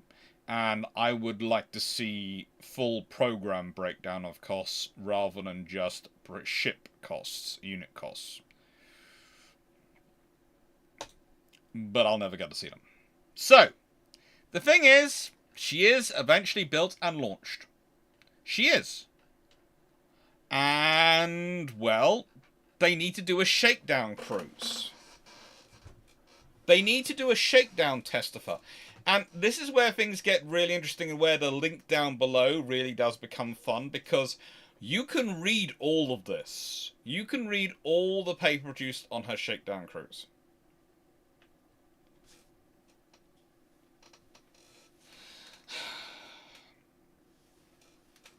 She was described by several as being a bold venture into the field of submarine naval warfare. I'm not quite sure about that. But she is assigned and tested and she is worked on. And they decide they need to do a proper shakedown cruise with her. And as she is the largest submarine that so far has been built, And as she is at this point, there are people talking about them being tankers, cargo ships, all sorts of ideas. And by the way, speaking of someone who wrote a paper many, many years ago, when I was required, and I think it was for GCSE English, which in the UK is something you do when you're about 15, 16, going through the school system, general certificate, etc., a secondary education. I was required to write a piece of fictional material, and it was supposed to be a whole advertisement and brochure for something.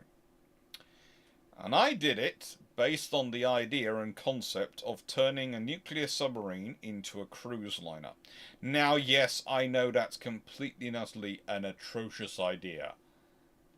It's an absolute terrible idea. But the thing was, my English teacher lapped it up. And it allowed me to write about ships. Boats. It allowed me to be quite happy and fun. I used as my basis, I actually did look through, and I actually mentioned that we have done studies on converting the Triton. I did mention that. And a higher class, all these things, but no, we have decided to settle on a Typhoon class as our target for conversion. And yeah, it was a fun paper to write, but she was big. She was big and she was well built. Overbuilt, and to a hull which more reflects some of World War II thinking than the post-World War II thinking, but there again, she's designed for a radar picket role.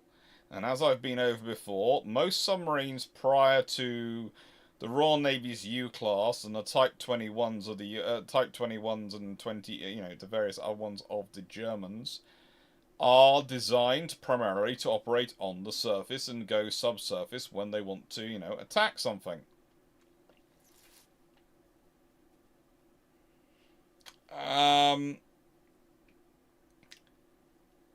Now, this comes from page BB5, by the way, in that link up above and down below in the description. So if you're looking for citations, again, I always try and provide sources where I can, and where you cannot find it easily, I will do. Yes, the cruise liner did keep the swimming pool and hot tub. Of course it did. It was a cruise liner. Which expanded those facilities. And you should have seen the bedrooms I designed. That was going to be great fun. Anyway, so it's assigned to Submarine Squadron 10, which is the all-nuclear force. And they're doing torpedo trials and various tests in Norfolk Navy Base. Then they go to return to Electric Boat in December 1959, and there they install all their special communications equipment and a prototype of a BRA-free tow communications buoy system. And that's housed in a fairing at the end of the main deck to allow them to communicate with home. And at this point, Triton has the first really major delay because Electric Boat are giving a priority to the George Washington and the Patrick Henry. Now, those, of course, were the first SSBNs of the US Navy.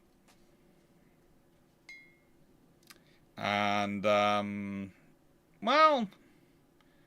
they needed to start their deterrence patrols before the end of 1960, so they had to be in service soon and worked up soon.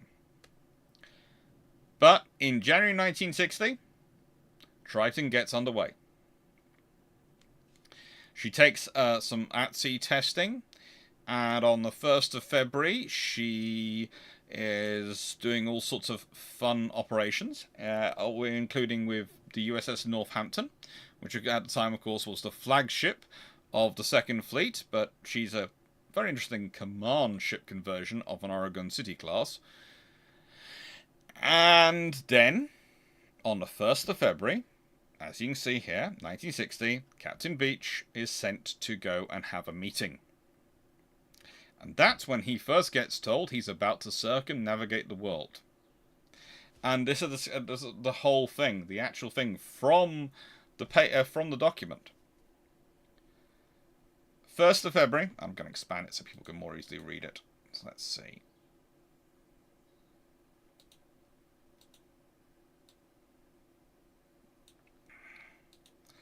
First of February 1960, returned New London. Tests completed. Received orders for the commanding officer to be in Washington on the 4th of February for an important conference. In company with the commander, Submarine Squadron 10, the CO called at headquarters, Commander Submarine Force, U.S. Atlantic Fleet. There, under the strictest security, it was learned that a submerged world circumnavigation might be ordered. At that point in time, the conference met in the office of Vice Admiral Wallace M. Beakley, Deputy Chief of Naval Operations for Fleet Operations and Readiness. Also present was the Navy hydrographer, Captain H.G. Munson, Rear Admiral L.R. Ramage, Director, Undersea Warfare Division, plus the head of OPNAV's Atomic Defense Section, representatives from Sinclair Fleet and Cobb Sublant, and others, for purposes of geophysical and oceanographic research and to determine habitability, endurance, and physiological stress, all extremely important to the Polaris program. It had been decided that a rapid round-the-world trip, touching the areas of interest, should be conducted. Maximum stability of the observing platform and unbroken continuity around the world were important. Additionally, for reasons of national interest, it had been decided that the voyage should be made entirely submerged, undetected by our own or other forces, and completed as soon as possible. Triton, because of her size, speed, and extra dependability of her 2-reactor plant, had been chosen for the mission. I declared that Triton could sail as soon as additional stores were loaded and the special equipment required for the voyage installed. The conference then resolved itself into small groups concerned with the several projects and problems. Now, here's the fun thing. And I would say, here is the fun thing. She's almost custom built for this. You can say with the technology level at the time, there is no ship which has no boat which has the level of redundancy she has for doing this. You want to do a global statement of we can go round the world underwater in early 1960. With the technology you have at the time and the faith you have in technology at the time, there is actually no better submarine. She could have been custom built for this role. There is actually, if you go and look in the right parts of the world's strange internet, you will find there is actually a conspiracy theory where the whole SSRN project is a cover for building a round-the-world submarine. I would like to point out that the US Navy wanting to build a long-range submarine could probably have justified the same level construction without needing to make it go to all the trouble of sticking in a massive great big radar and making it hugely more expensive. So, frankly, the conspiracy theory doesn't serve any purpose. I mean, it's not a conspiracy theory, they need to actually get the submarine. So, kudos on trying to invent conspiracy theories about everything. Sorry, reality means they don't actually need that.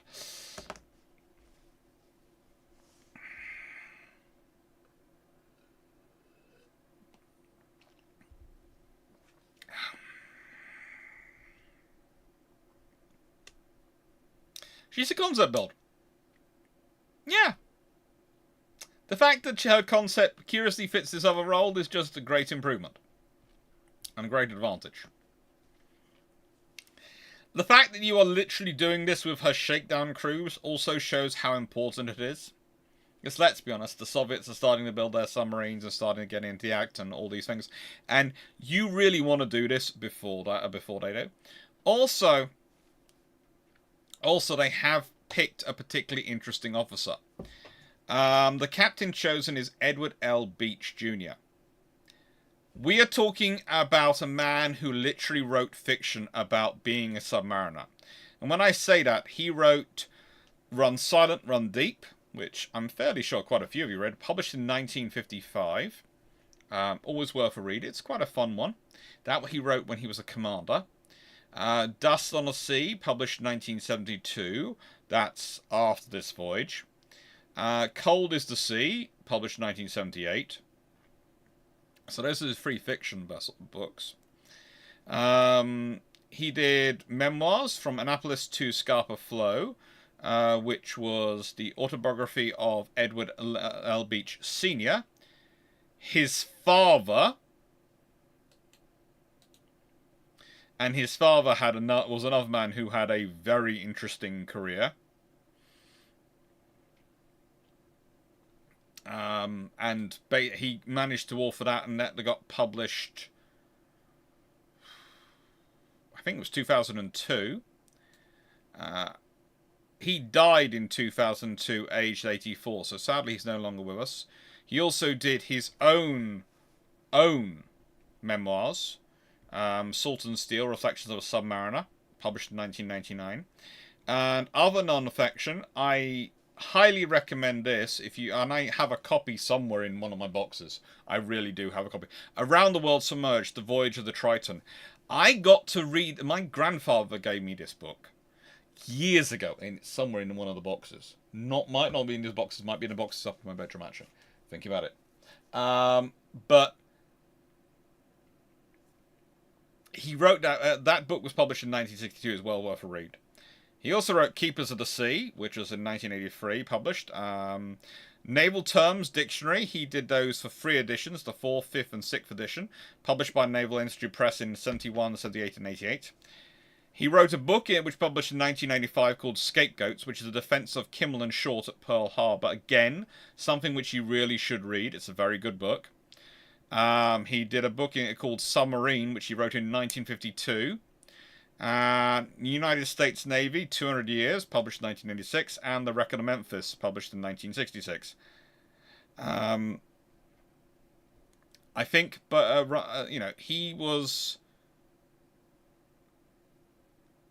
a really, really prolific author and a really prolific naval officer.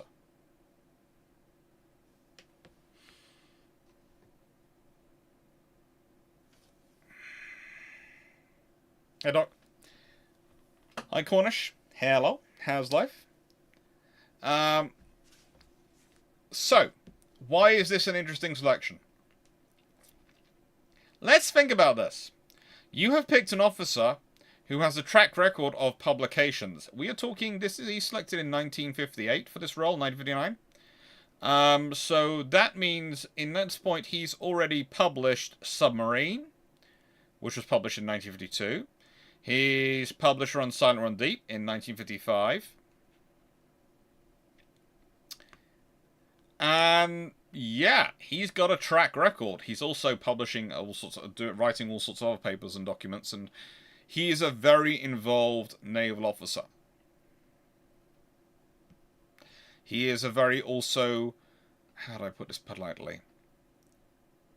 He is a very commended naval officer. He has a lot of commendations, a lot of awards. The USN is not picking someone who is not good at their job. I also say it's interesting to note that he does end up leaving the service in 1966 and only attains the rank of a captain. For someone so heavily decorated, he has the Navy Cross, the Silver Star with Gold Star, Legion of Merit, Bronze Star Medal with both a V and Gold Star, Navy Commendation Medal with a V and Gold Star, Presidential Unit Citation with a Globe Device and 2 stars, Navy Unit Commendation, American Defense Service Medal with Fleet Class and A Device, American Campaign Medal, Asiatic Pacific Campaign Medal with 12 Battle Stars, World War II Victory Medal, National Defense Service Medal with a star, and the various combat patrol insignia for the submarines. This is an officer who is highly decorated and highly experienced. The fact he doesn't get to Rear Admiral tells me that probably he spoke his mind a little too often and didn't always necessarily say the right things to the right people.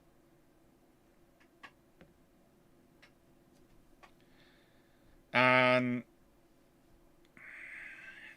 he's also the type who, this is going to sound strange, but he's not only going to write stuff internally and disseminate it, but he's also going to give you something you can publish externally. Let's be honest, that book, Around the World Submerged, Voyage of the Triton, that book, and there's also the work which, if you follow the link down below in the description, and I keep emphasizing that, the link, because you can go see it, you will find the actual document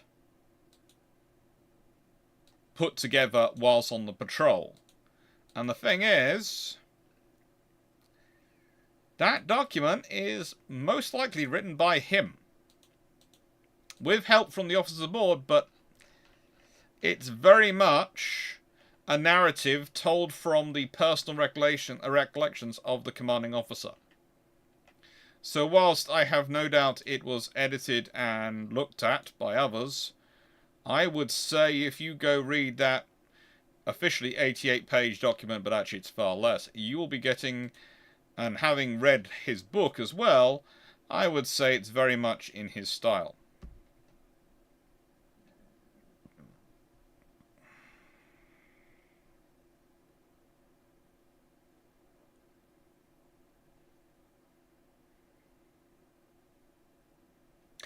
I think he had to be entrusted by both Rick Rover and the Navy brass in order to get given this posting. Because let's be honest, this is a gamble. This operation is a massive gamble. Following the Magellan voyage, etc. Well, yes, you're going south, but if you have any trouble, and this is the actual front cover of that document I keep talking about, and this is a picture of him looking at him planning the route. It's definitely one taken for the history books rather than him really when he's planning the route. And this is the route, which has been skillfully put together by someone again on Wikipedia.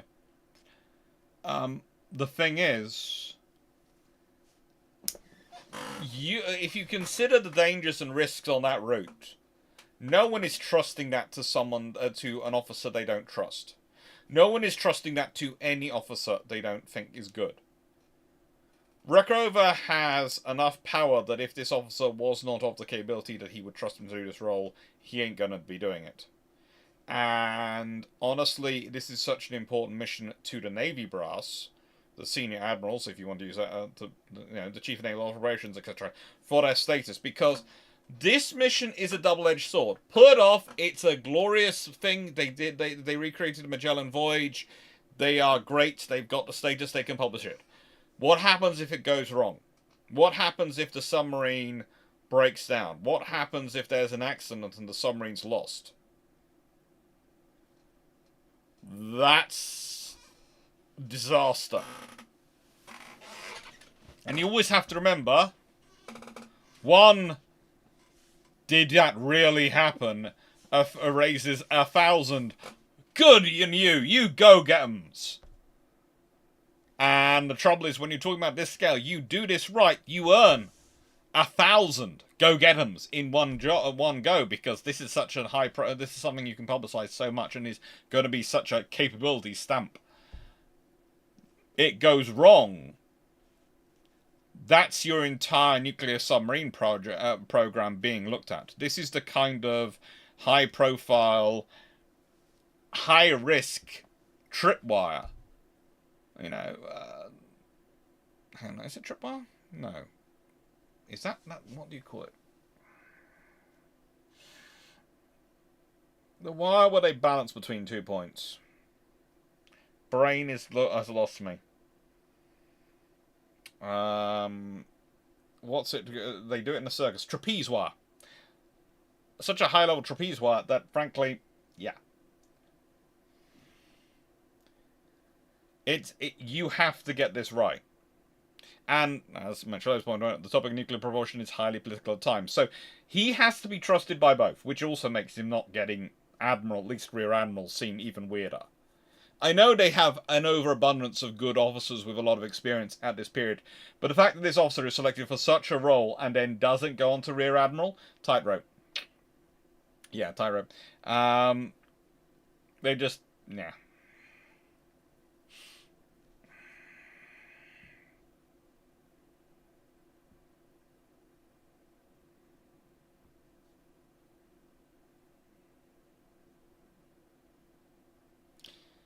And yes, this is terra incognita. There are no GPS satellites. There are no things like that.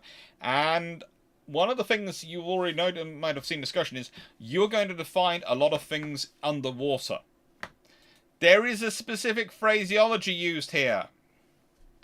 For purposes of geophysical and oceanographic research and to determine habitability, endurance, and psychological stress. All extremely important to the Polaris program. Well, habitability, endurance, and psychological stress are all for the human crew. Geophysical and oceanographic research, that means where can our submarines actually run? There are, of course, many things they discover underwater while they're wandering around this route. Some features which are still named for the crew to this day. High wire, tightrope. Yeah. You all knew what I was talking about. My brain, for some reason, was not remembering the name of the rope, and is going, no, I'm not going to be helpful. So the route is picked out to recreate Magellan's voyage. And let's be honest, Magellan's voyage, which I have got the graphic for,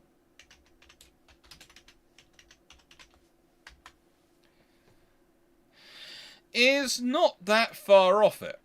It really isn't.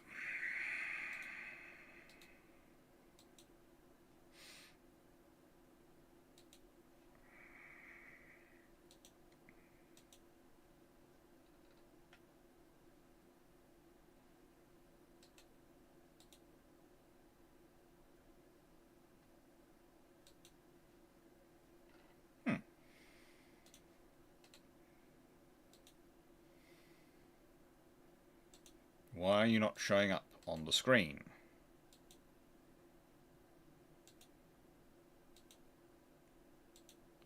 Show up on the screen.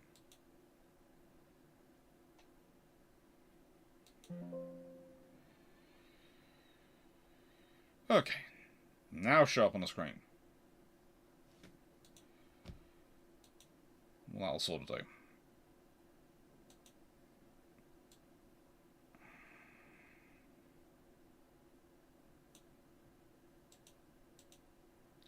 So, you can see, specifically does make the wander across to Spain, so has sort of done the route, but doesn't really do the route because doesn't start off from Spain, just starts off from the Americans' coast. But does recreate the route as closely as possible. Now, one of the interesting things, though, is that this is going to get them a lot of depth information, a lot of interesting information along the route. Well, I'm going to be talking about this, but the route does provide them with a lot of detail, and also, they get to say, the cover for us doing this route was the Magellan route. Which is probably going to make some people go, oh, that's nice. But then you look at the actual details of the Magellan route and you go, oh, you're going through those spaces.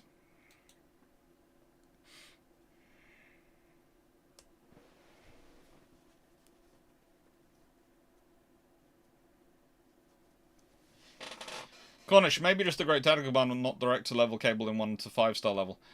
The US Navy really doesn't give a flying hoot about that, honestly.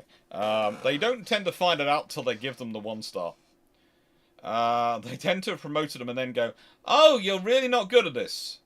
So that's the thing. Often the criteria that promotes people, as I've said before a few times, the understanding required to run a ship versus a fleet of ships. It's a different modus operandi, and it's one of the reasons why in World War II you end up with quite a lot of destroyer officers becoming senior officers and admirals, because destroyers, as part of their criteria, end up being flotilla leaders at quite a junior rank, usually captains, which gives them experience, and therefore the ones who get promoted from above captain, if they're a destroyer officer, are the ones who've done well as flotilla leaders, so they've already done a sort of strategic level of a group leadership. Whereas if you're a cruiser officer and you get promoted from captain, you might not have ever led other ships in combat. You might have only ever worked in command of one, and suddenly you're in command of multiple. It's fun.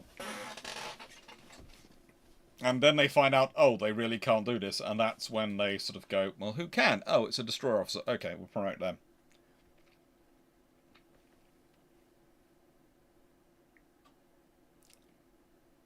Mitch writes, I mentioned the sonar operator interviewing me for MROCC.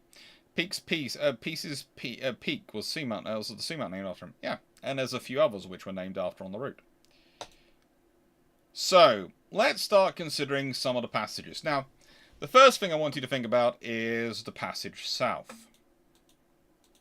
And again, I'm very lucky. I have a massive map. I can make it expand, or I can make it shrink. So I can show you all this. And again, this comes from that link which I have given you. So all these maps come from the US Navy. And they come from the navalsource.org, or navsource.org, from its archives. So, simple terms, this is all publicly available information from that document. Begum.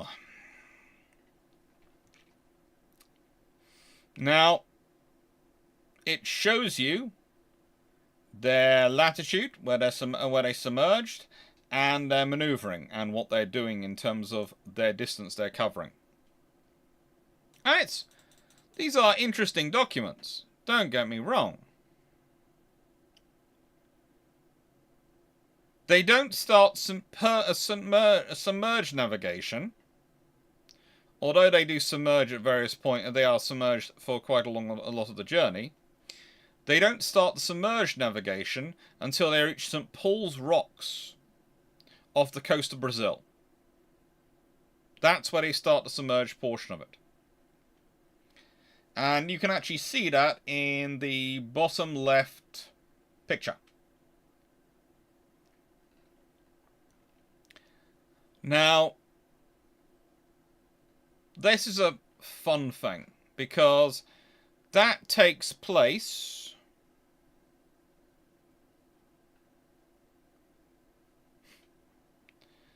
on, I think it's the 24th of February. Yes.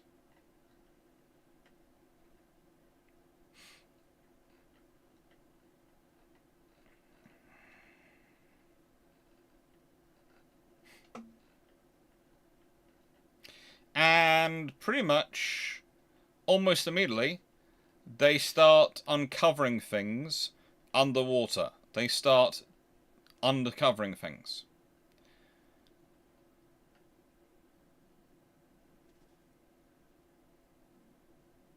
They described the 24th of February. Rocks in sight bearing 134 degrees T. For the rocks to show up so precisely on schedule and so precisely as predicted is a feather in the navigator's cap. Everyone on board shares in appreciation of unusually precise navigational accomplishment under sub-average conditions. 12:43 hours, Station Photographic Reconnaissance Party. Lieutenant Richard Harris in charge with Chief William R. Handley assisting. This is the first opportunity we've had to try periscope photography. We plan to make most of it. For next 3.5 hours, Triton cruises slowly around the rocky island at various ranges, avoiding shallow spots and generally conforming to the bottom topography. Our thermometer and pinging sonar are both extremely valuable in detecting the shallow areas. St. Paul's Rocks, more properly known as St. Peter and St. Paul Rocks, is merely a spot where the Atlantic Ridge happens to come above the surface in the form of a group of jagged peaks. This subsurface ridge runs generally north and south and is the source of most of the shallow spots or seamounts in the Atlantic Basin.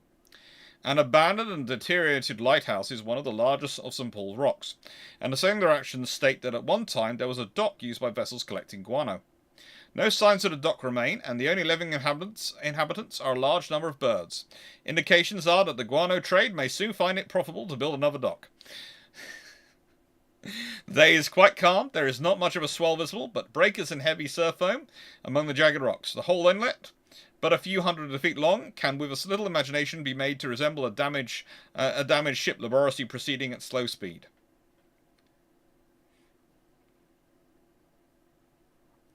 What's interesting enough is that later that day at 20:05 hours, something unusual is going on In the after torpedo room, a confused report comes over the ship's announcing system is broken off unfinished. Some of the younger members of the crew, aided and abetted by an anonymous character calling himself the Little Grey Fox, have been dreading this moment. Notes signed Little LGF have appeared posted here and there, and various rebellious or subversive enterprises have been fomented until finally David Jones, King Neptune's official emissary, has had to take forthright action. So you get the full log entry. To 2003 hours, Their Majesties Neptunus Rex and his queen, accompanied by Davy Jones, the royal baby, and the entire royal entourage, ascended from the depths and entered the ship through the after torpedo room escape trunk to greet all loyal shellbacks and to visit their wrath upon the lowly polywogs who had dared to enter his realm. 2010 hours, His Majesty Neptunus assumed operational control of the ship. 2015 hours, with the Royal Court assembled and with the hearty concurrence of the commanding officer, said lowly polywogs were summoned into the royal presence to be confronted with the evidence of their crimes. After a fair and impartial trial in each case, they were all sentenced to penance for their lubberly ways and duly subjected to various cruel and unusual punishments as appeared fitting for their loathsome crimes, against which their very souls of all worthy shellbacks rebel. 2359 hours, upon completion of due process and conversion of all polywogs found worthy of acceptance into that ancient, most honourable and mysterious order of loyal shellbacks, His Majesty presented his final respects to the command and took departure to the depths, where his reign is vigilant and eternal and gratefully acknowledged by all true sailors.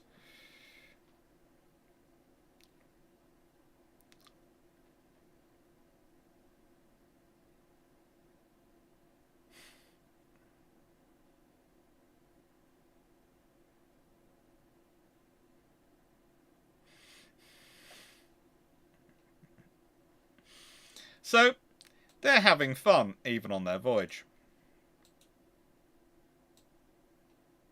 And that's the point, really. This is a lot of reconnaissance, a lot of analysis, a lot of work being done.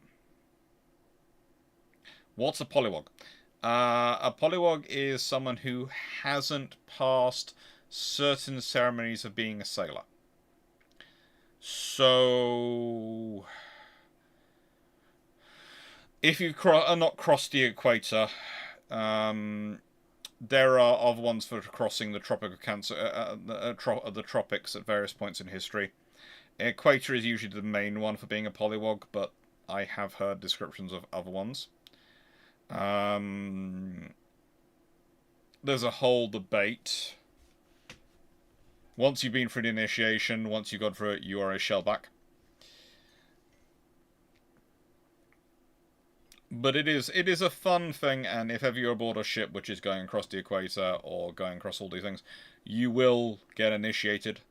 There is a whole discussion on cruise ships whether you will be or not, but basically on cruise ships you tend to have a choice of volunteering or not for it.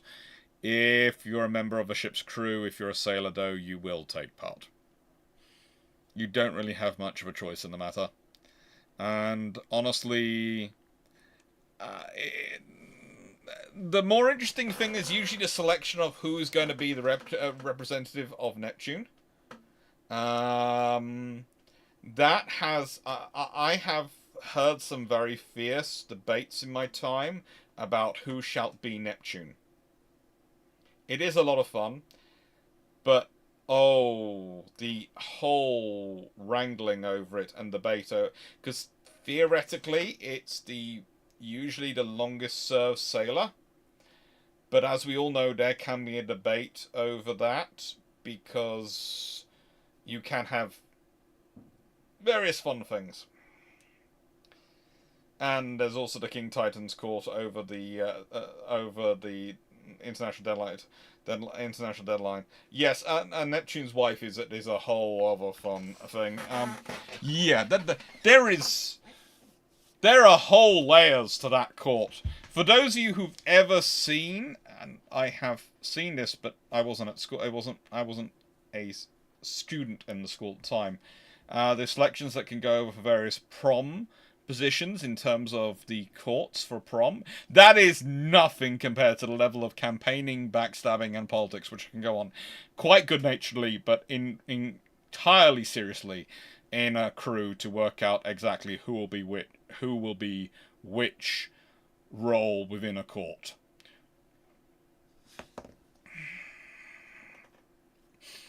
Crochet, or you will stand watch for 12 hours straight. 12 hours if you're lucky. 12 hours if you're lucky, my friend.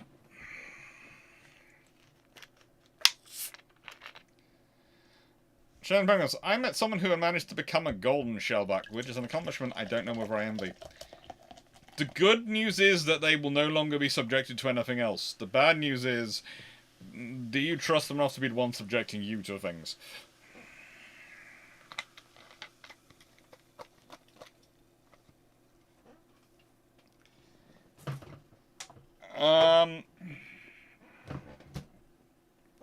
We've been over... yeah, we're not.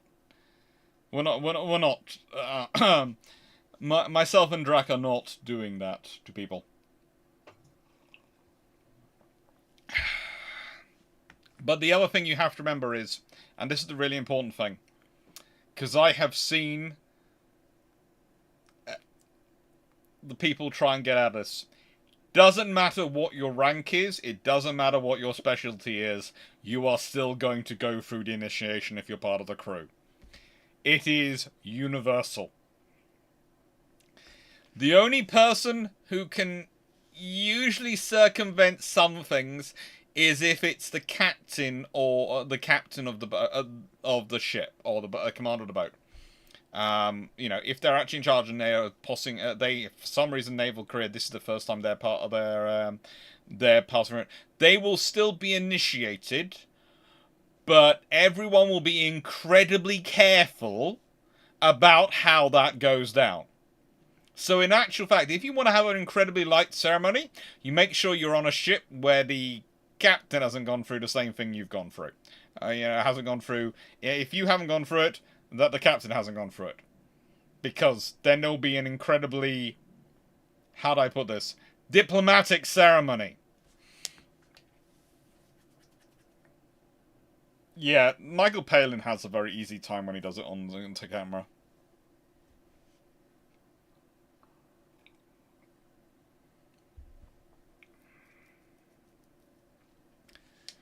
Jacob, not much role choosing to do it if it's 80% of the crew who goes over the edge for the first time.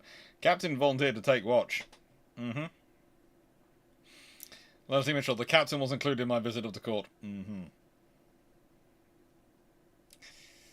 Yeah. That will have... Leslie, that will have made it slightly tamer than the ones where the captain's not included. Trust me.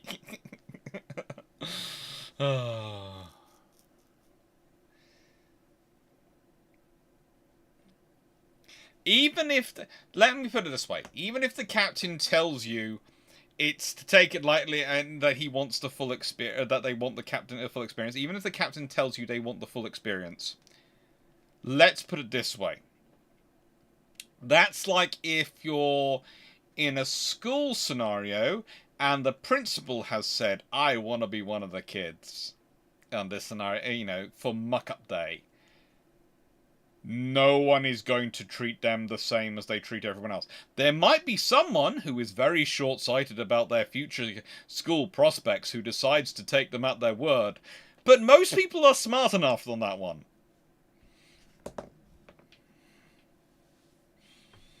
So they get initiated. And this voyage is really kind of interesting already at this point. They are starting to learn things. They are starting to fully understand things. And there is a full description of this. One of the interesting points they have on their crew, again, and this comes from 25th February, is they had a psychologist assigned for the voyage from the medical research laboratory in the submarine base, a Dr. Benjamin Wabrew. And they were testing all the crew's reactions during the entire period of the trip. So imagine it, this crew is themselves. They are experimenting on things, they are learning things, they're doing research, but they're also being, in many ways, researched upon, experimented upon, because this is the longest they've done such a voyage. They're underwater.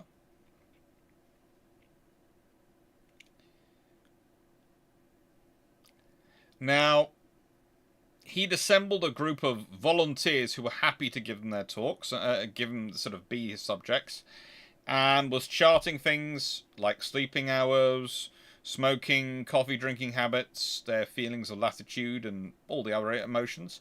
And the results were planned to be compared with those conducted during Operation Hideout and in the Seawolf. Basically, it was designed to try and provide them with a base of information to put towards the Polaris class, so that when they're on their long-term patrols, they know how to keep the crews well.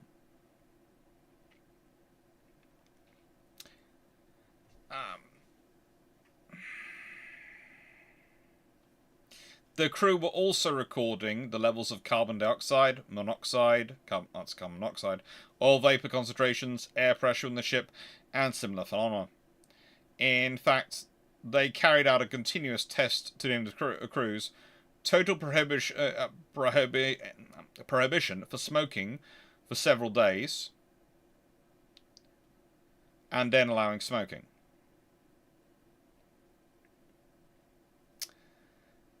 They found that they were testing psychological results versus the health effects of not having this smoking going on, and trying to work out whether or not actually it would be feasible to do prohibition of smoking.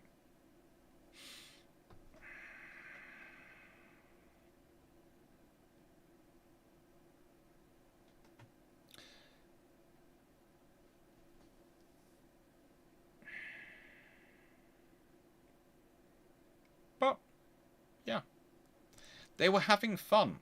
They really were. And that's the important point really to think about.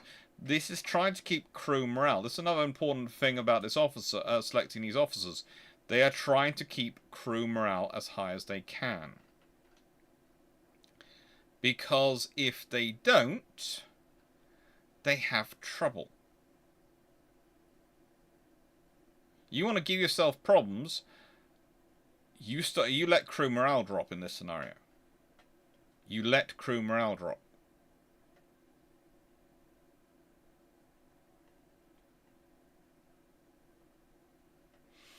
And this is another thing where the captain choice has been made wrong, because one of the things he does emphasize the whole way through is working out the crew morale. Working on the crew morale. Making sure it is as close to viable as it possibly can be.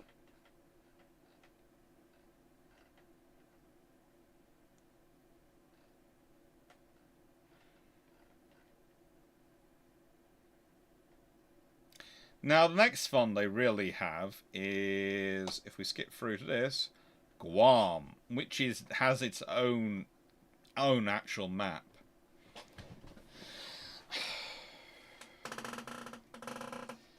Oh 0725 hours on 20th of March 1960. All times were in kilo. That's the zone -10.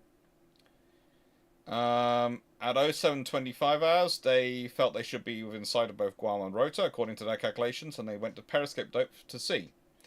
At 0726 hours at periscope depth, Guam bearing 268 degrees true, nearly dead ahead. Rota bears due north. Another perfect landfall to the credit of navigators, Will Adams and Bob Bulmer, and their variable assistants, Chief Quartermaster William J. Marshall and Curtis K. Beecham. You can imagine this entire crew has been selected for this mission, and those are going to be some of the best navigators they have. They intended to do another photographic reconnaissance of the island of Guam, as felt it would be good training, and plus a break from the monotony of the trip, and that's what they do. During the photographic efforts, Joe Roberts of National Geographic, who has been all over the ship every day, and it's always fun when a submariner talks about their boat as a ship. In my experience, submariners only talk about their submarines as ships when they want to make a statement. Usually they talk about them as boats. It's one of the points of pride in many of the submariners I've met, that their submarine is a boat, not a ship. But I'm leaving that for this one, because I'm sure there's a reason for it. It might be because of demonstrating this to other people who are not of the submarine service variety. All over the ship every day, taking pictures of our activities, is in the conning tab too, using his camera on our periscopes, alternately with Dick Harris and Chief W.R. Hadley. Photographers make first-class Ray Meadows has attached himself to Joe Roberts. Two make an excellent pair, and we have in effect two complete photographic teams, which is useful. During the approach to Guam, we have remained at periscope depth and observed considerable activity on shore. Several aircraft are landing or taking off. Helicopter can be seen hovering over the airfield. We can see the planes being hauled in and out of the hangar, and we can see people walking on the roads, cars driving back and forth, and other signs of activities. There is one housing area which is very clear indeed on top of a hill, near a hill with slope towards the sea. We can see the green glass plots and brown. I'm reading from the document here because what's interesting is they are noticing all this and they are not being spotted. We can see the green grass plots, the brown areas where walkways and driveways have been carved out. The houses are white or cream stucco, surrounded in most cases by flowers and shrubs.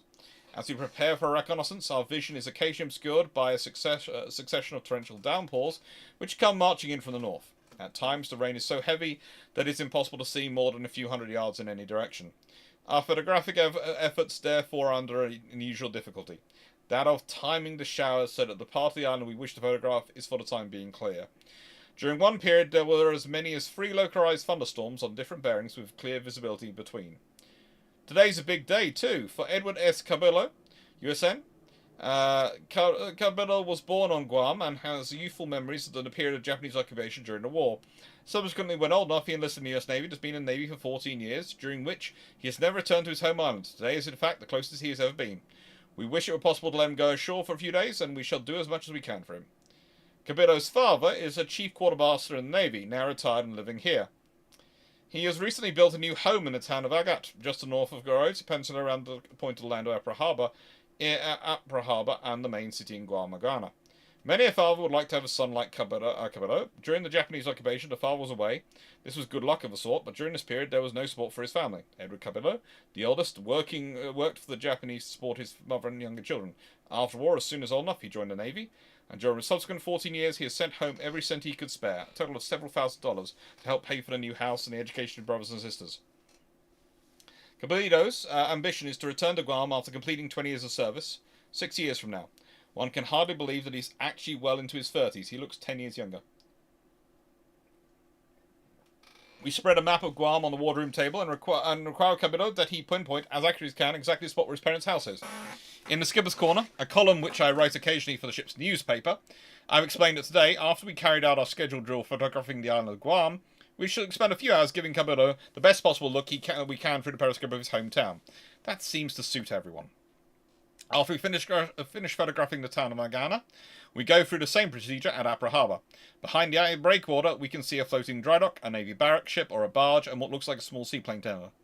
We then pass close around the tip of Garote Peninsula, periscope raised, looking up very carefully into the signal station out on the end of the point. We don't want to be detected, therefore it receives a searching investigation. The place is deserted.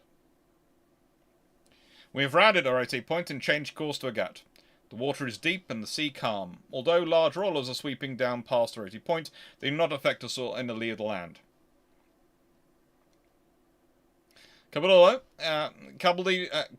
is already a full hour ahead in the conning tower, wearing a clean suit of dungarees and grinning self-consciously. As we approach Agat, he gets his turn with the periscope, alternatively the executive officer and myself. His eagerness is evident as we approach closer and closer, and the objects on the shore soon become clear to him. During times of periscope, Will Adams takes navigational cuts, and I am constantly sweeping the near shore against any possibility that someone might be there by chance looking out to seaward. People ashore rarely look to sea, however, and I doubt even if there were anyone that there would be much chance of their seeing our periscope. Nevertheless, we are cautious with it, leaving it only a foot or so at a time and never for very long. It is touching to see the intense eagerness with which Cabillo appears through the periscope, looking for the house he has helped so much to buy but has never seen. With a big grin, he announces that Agat is very different from the way he remembers it. Many more people, he says, many more houses. It is indeed an attractive, modern-looking town. As we draw closer, we insist upon Cabillo identifying his father's house, which he feels he can do from descriptions and pictures he had received by mail. Finally, with a wild smile, he has it spotted, and we all eagerly take turns to look it over. Even the periscope at high power and the ship as close to the shore as we can bring her, the house Cabillo has selected is only a tiny spot in the distance. It is situated, as he described it, on a fairly high piece of ground near the water, but high enough to free of any danger of flooding. We stay a long time at slow speed in Agate Bay in order to give Toledo the maximum periscope liberty possible. Occasionally, Will Adams or I take sweeps to ensure against our being detected by people on shore, or possibly in a boat of some kind. There is no sign of activity in any way directing towards us. We do see cars driving along roads near the water, and once or twice we think we see people walking on the streets of the town. One time I draw Cabilido to the periscope the idea that I can see a person or people near his house. After a long look, Cabilido confirms this, but I'm still not sure. Be nice to say that he actually did see some members of his family, but we are too far away to be positive. Whatever it is I saw, it was motionless much too long.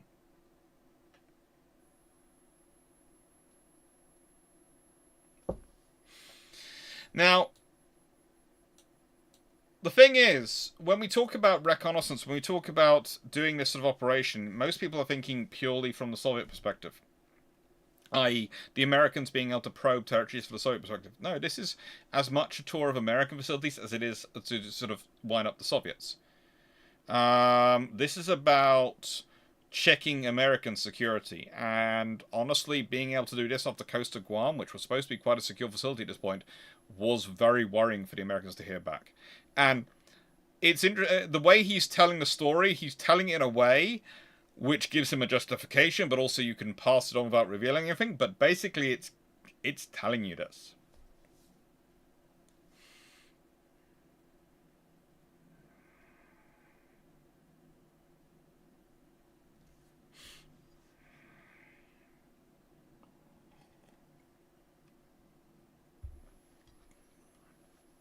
Actually, the funny thing is, I think the original story of the Americans crossing the line in the Age of Sail was they didn't know what to do, so when they found the nearest British vessel in order to teach them.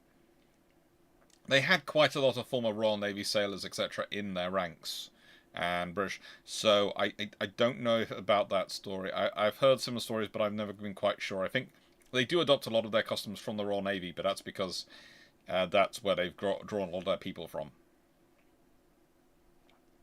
Jacob, they smoke inside the sub. They did in this period. They smoked inside the submarines.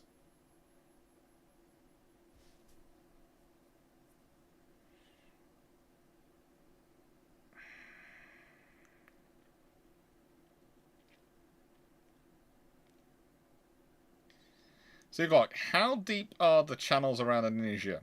Well, this is the interesting thing. This is, to an extent, what they found out. What they were dare to do and dare to work out.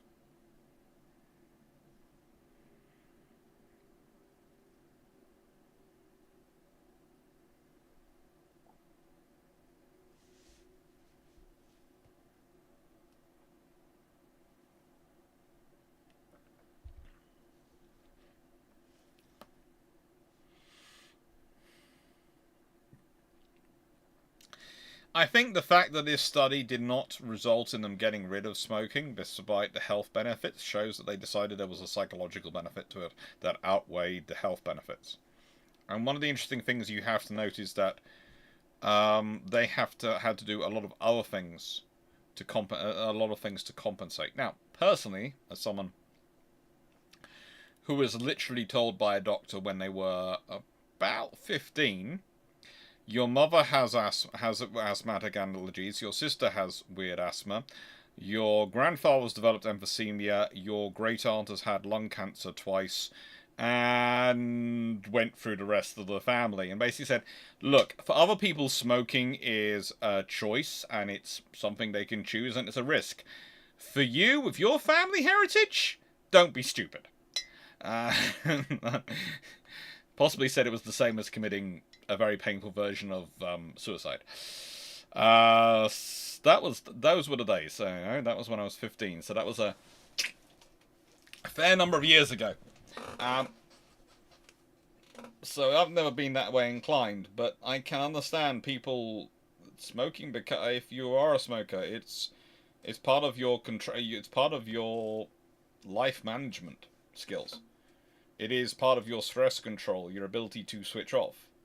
For me, it's usually a glass of iron brew and a history book, or walking a dog, or going for a swim. But honestly, you can only do one of those inside a submarine, and that's as long as the iron brew supply survives. Let's be honest. This is full of enough sugar and caffeine. I'm not going to claim it's a health drink, despite it being listed in some scenarios as a sports drink.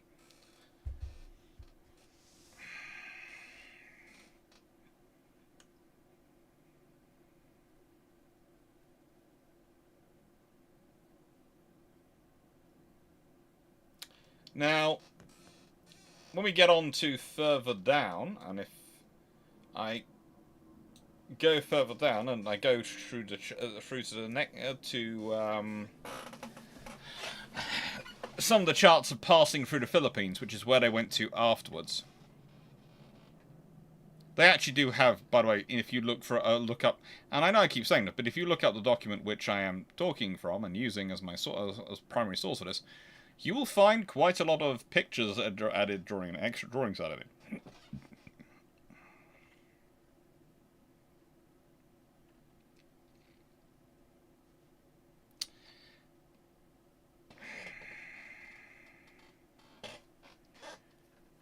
This is 07:43 hours on the 31st of March, 1960. Past Desolation Point on Dingat Island, Philippines. A beam to port. Distance 3 miles. Entered Surigao Strait. We've been taking water samples of the various bodies of water through which we have passed during this voyage. One of the things for which the water samples can be used is the Naval Academy's annual ring dance. Part of the ceremony for the ring dance is to christen the class rings of the new senior midshipmen in the waters of the Seven Seas. As can be appreciated, getting an authentic sample of water from a remote spot of the world is sometimes difficult. We may at least help them out.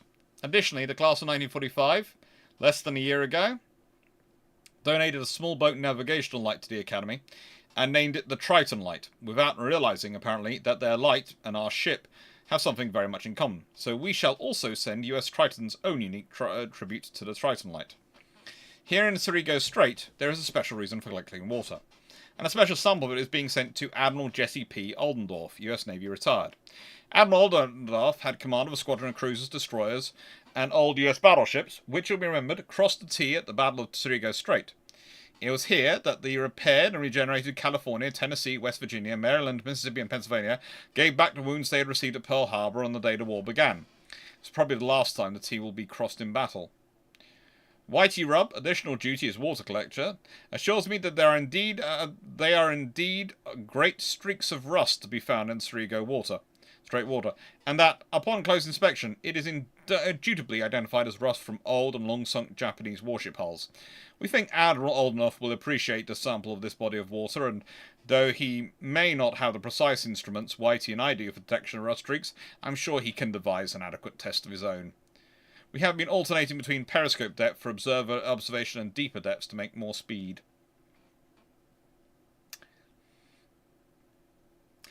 11:05 hours, came to periscope depth for observation and sighted a small fishing boat under sail on our port bow. We watched with interest as the fishing craft passed along our port side with a mile away and disappeared astern. No indication that anyone on board saw us, though we took a number of photographs with the consequent necessity of leaving the periscope up too long. They have real fun on this mission, you know.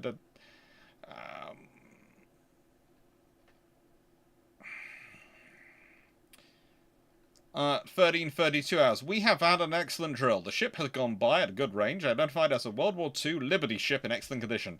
She's nicely painted with a black hull, white stripe, and white superstructure. No colours visible, and we're much too far to read the name. But she gave us a fine workout, and we are much better for it. One unusual thing developed in that the ship's actual course never did check with my observations. My angles were not that far off, and as a matter of fact, when they were exactly 90 degrees, which is easy to tell because the front and rear sides of the British line are up exactly, it did not check at all with our plot on its track. We think we know the reason for this phenomenon, and at 14:17 hours, obtaining an accurate position from bearings and ranges on land, our suspicions are confirmed. We have been subject to a rather strong current, apparently well over 2 knots.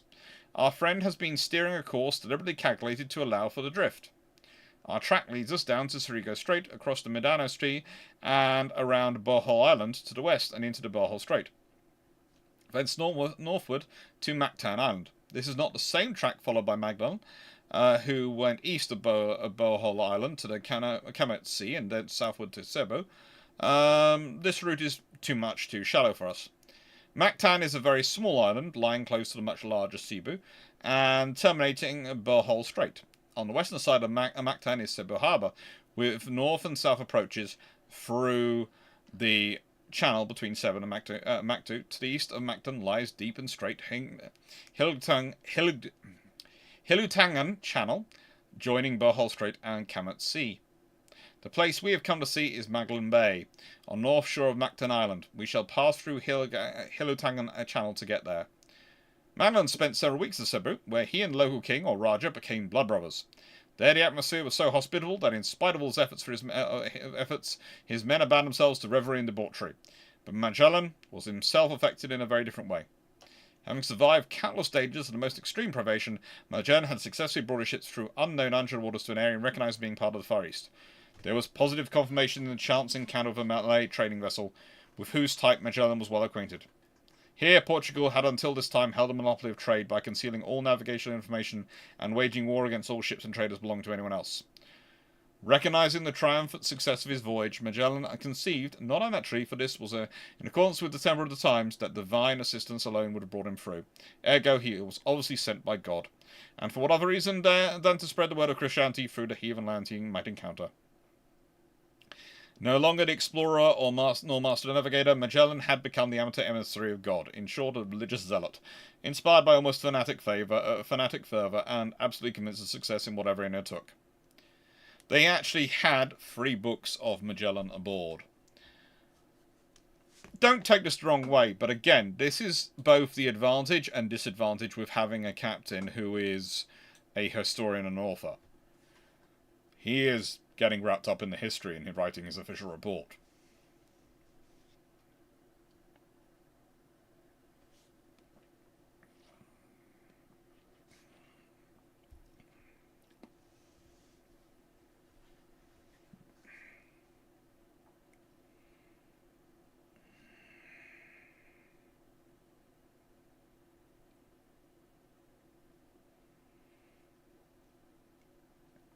So, how do we think the voyage is going so far? Do we think it's been a happy voyage? Do you think it's been a good voyage?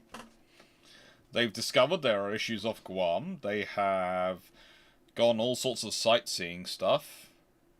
How do you think he's doing as a captain? You know, if you were aboard this submarine, would you be happy with this voyage so far? Would you be happy as part of this crew?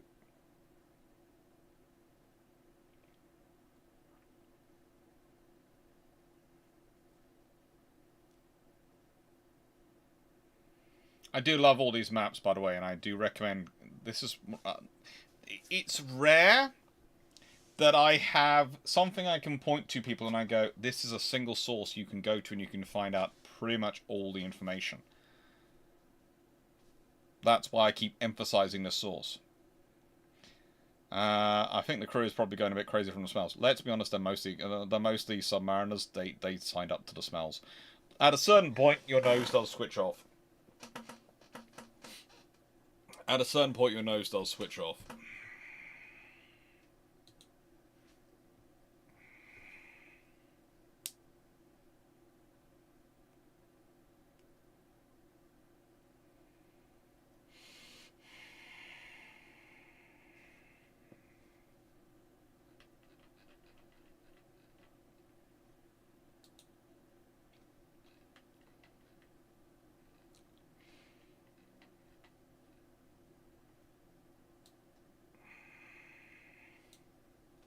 Is that all we're getting? You know, is that all we're thinking? Crew going crazy because of the smells. Okay.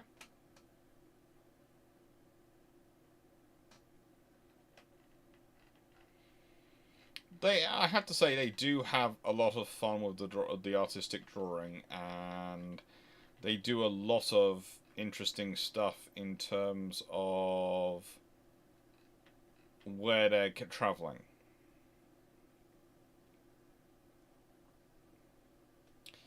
You know, for example, this from the 2nd of April 1960.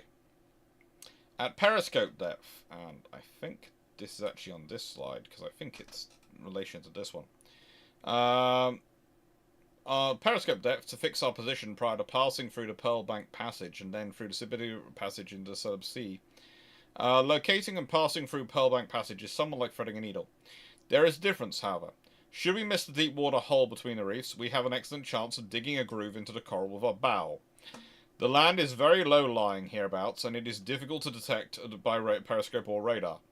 A complication develops when a ship is sighted hull down on bearing 76 degrees true, apparently 8 miles away. From course and speed, it is quite possible this fellow may be the one we detected on sonar 7 hours ago. If so, we have run right past him. Very likely, Triton and he are trying to thread the same needle. Proximity of the ship prevents us from raising our periscope as high as we might like, or using our retractable radar to fix our position accurately. The sea is nearly glassy. Any unusual activity in the water would attract notice.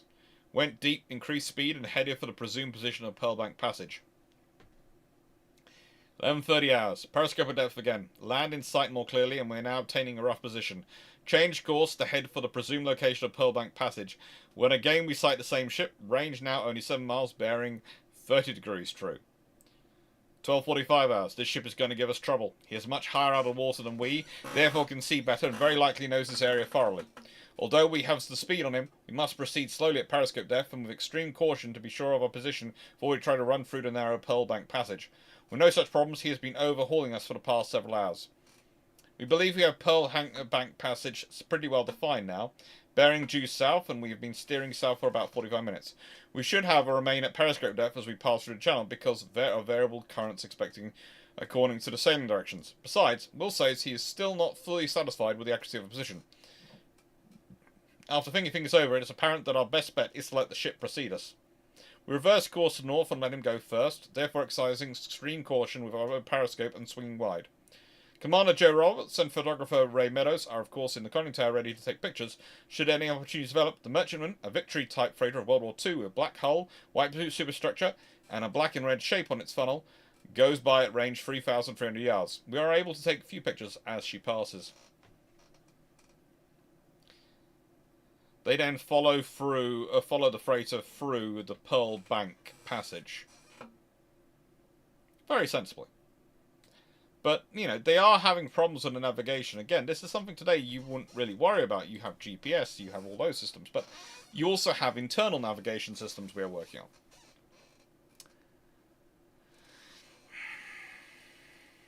It's something submarines have to deal with more than most other vessels, in that, again, a ship by its very nature can usually see things to pick up.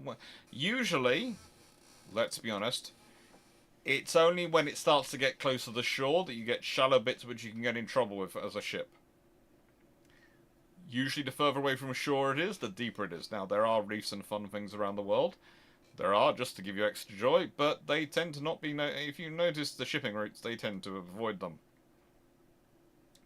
For submarines, though, well, if you're trying to proceed underwater, what is deep enough to easily pass through, and what is deep enough to not... and what is deep enough for you to pass through, are completely different matters.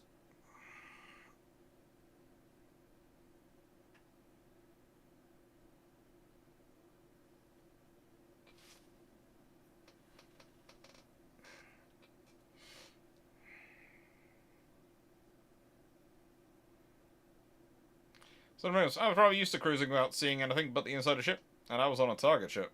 Fun. Third on, other than it sounds like they are doing better than expected. Good shape, the beans are extra special. Yeah, it can't be because if the machinery hadn't been too stubborn, I would have been a very happy Vincent. Oh, I do agree, Raptrat. Some people back home are going to be displeased. They are. They're having far too much fun, and they're divvying around a little bit too much. Some penguins, I'd have been a bit about the surprised nature of the length of the cruise, but that's related to having been on a ship that had a schedule written in warm jello. Ah, fun times.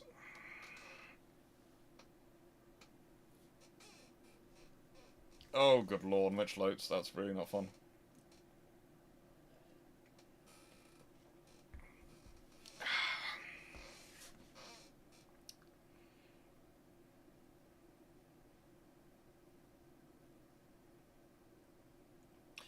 Oh, I wouldn't be surprised. Let's be honest, they started this in February and we are now into April.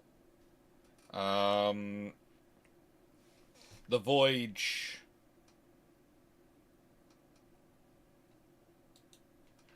Well, technically, it starts on 24th February. It finishes on 25th April. We are talking something which is 2 months long. They are over the halfway point at this point. If they have any salad left, if they have any fresh food left that's not in cans, I will be massively surprised. I'd be massively surprised if there any fresh food left not in cans after about the first 2 weeks, let alone first 3 weeks, and certainly not at this point. As Steve Clarke's pointed out, it usually goes in the first week. She took on extra supplies, and she does have very good refrigeration units, so maybe you have some fresh food still going in the week 2, but I reckon you're on to definitely onto the canned rations and frozen rations at this point. Which shows I would stop eating eggs once we left here. Honestly, those have always been some of the things I've avoided the moment I've been on a board of ship, but we'll leave that to one side. Eggs and milk. But we'll leave that to one side. And that's hard for me to give up milk, because I come from a family where pretty much everyone drinks a glass a day. You know, even my sister, who's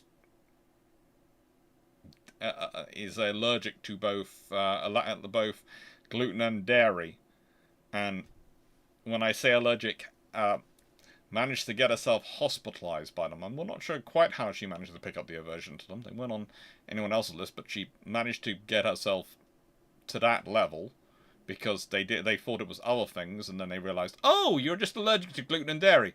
Oh, lovely. So you thought I've had all sorts of... We can all go through the full list. Even she thinks her it's not dairy, it's milk, lacto-free or whatever milk.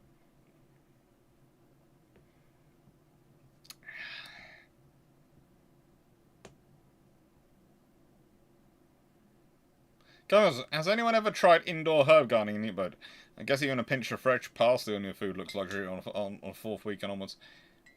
Honestly, I don't think they have ever tried that. I'm not sure. You see, it would be something... There are boats which have the space for it. So you could do it, but I don't think I've ever heard of anyone actually doing that.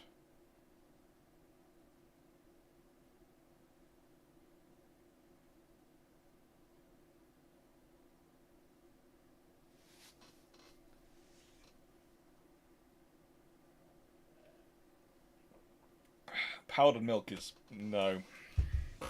Oh god, it's just not the same.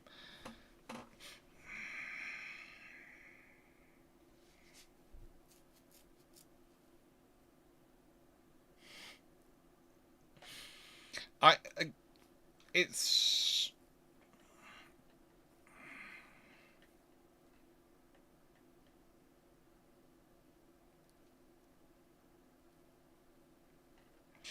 One of the interesting things is when you get to, and I wasn't going to add this in, but I am going to add this in. When you get to this point here, talking about the 4th of April, and on the, giving the dates for the 4th and 5th of April, the 5th is the second one on the lowest one on this point. This is what he writes at the 5th of April. 5th of April. 0650 hours. Approaching Lombok Strait to enter the Indian Ocean. Lombok Strait was one of the principal submerged highways for submarines based on Australia. Situated between the islands of Bali and Lombok, it is one of the widest straits through the Malay archipelago, and is spectacular in that it has precipitous volcanic peaks on both sides. The water in the strait is deep but treacherous because of strong currents. During the war, there were reported cases of submarines spending hours at maximum sustained submerged speed, only to surface at night to find that they had been going backwards. The Japanese knew that Lombok Strait was submarine highway, and made efforts to close it. Generally, you could depend on at least 2 patrol vessels being somewhere in the area, and frequently there were more than that. Towards the end of the war, before the Japanese were pushed out of this area, they took to flying patrol planes back and forth also.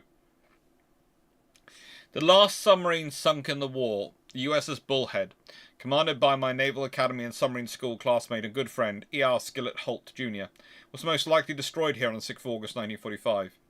This was Skillet's first patrol as skipper. after a number in lesser capacity. He'd been ordered into the Java Sea, just north of Java, and was due to transit Lombok Strait and enter his assigned area on the 6th of August 1945. On that day, in position 8 degrees 20 south, 115 degrees 40 east, a Japanese patrol plane attacked a submarine, claiming 2 direct hits. The report further went on to say that for 10 minutes or more there was a great deal of bubbling of air and gushing of oil in that position. 10:30 hours. Our position is exactly 8 degrees 20 south, 115 degrees 40 east. The last time I saw Skillet was when we both graduated from submarine school on the 20th of December 1941. We paralleled each other career-wise by simultaneous arrival at submarine school and by achievement of our first commands at approximately the same time. We departed for our respective first patrols within a few days of each other. Both of us were due to arrive on the station on the 6th of August, and on that very day both patrols were terminated by bombs. In my case, it was the bomb on Hiroshima. While transiting Lombok Strait, we sighted several ships on various types. One was a small sailing ship similar to the one seen 2 days before in Madagascar Strait, except it had only a single mast. Later, at 0950 hours, sighted 3 ships, apparently small naval or coast guard craft, heading north up Lombok Strait. In attempting to determine the course and speed of these last sighted vessels, we experienced considerable difficulty in fixing an accurate angle on the bow. Every time the periscope was raised for an observation, they seemed to be heading in a different direction. There was no indication of a search pattern or deliberately erratic steering, but no 2 of them ever got together on a course, and they were never seen twice heading in the same direction. Finally, after some time, they steadied out and proceeded past us up at Lombok Strait on a steady course of speed. We forgot the problem until later. During a period while relatively free from near contacts, the opportunity was seized to inspect Bali carefully. Bali is a spectacular volcanic mountain, now extinct. Viewed from Lombok Strait is perfectly symmetrical. In many ways, similar to Mount Fuji in Japan. The only difference between lack of snowcap. According to the chart, however, Bali Peak is not quite as symmetrical as Fuji, for the northwestern side was blown off by an eruption a long time ago. On the eastern side of Lombok Strait, there's another mountain, even higher than that of Mount Bali, Mount Rinjani. Both shores could be seen clearly. A village was visible at the foot of Mount Rinjani on Lombok, but none on Bali, which only had terraced hillsides of a goodly portion of the steep sides of the volcano. Although there were also many bare spots, Bali was bright with green verdure, and held promise of many lovely valleys tucked away here and there amid the crags and outcroppings, not worn by centuries of weather and covered in most places with a skin of fertile soil. One could well believe that many stories of delightful living conditions and handsome, friendly inhabitants. It looks like a good life. Here's where it gets interesting. 1029. In connection with a hydrographic and oceanographic work, of which very little can be told in this report, we seized the opportunity while Lombok Strait to obtain deep water samples, measured the general density, and observed temperature and other characteristics of the water. One of the simplest ways of measuring density is by behaviour of the ship itself. Since she will be considerably lighter in density, denser water and heavier in less dense water. Correlation with known constants can give us a very good measure of actual water conditions. So this is added to the careful analysis of the sample itself.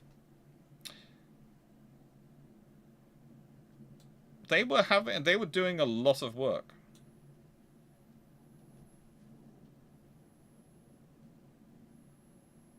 During the Falklands War, we ended up using powdered egg gross. Oof. 20th July 1944. Your volume is quiet but usable. I request higher.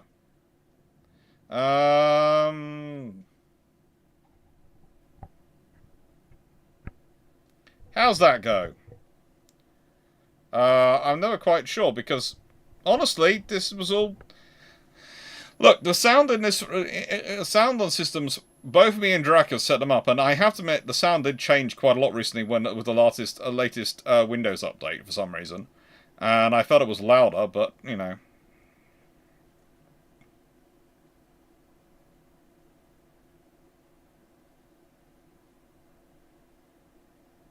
Jeff Holloway. Yeah, his book is very good. This was the book is worthwhile to read. The report's pretty darn cool as well. Take care, Tanif. Ow, my headphones say ow. Well, okay. So, how is the sound? How is the sound? Because I can only really tell by what's flashing red. I don't want it to go bright red on me. Because that means I'm going too loud and I'm hurting people's ears.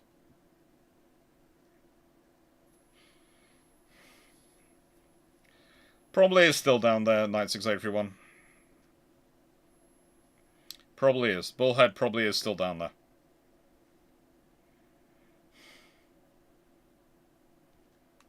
Thank you. I was worried about the sound being quiet, because I do remember people often telling me the sound was quiet.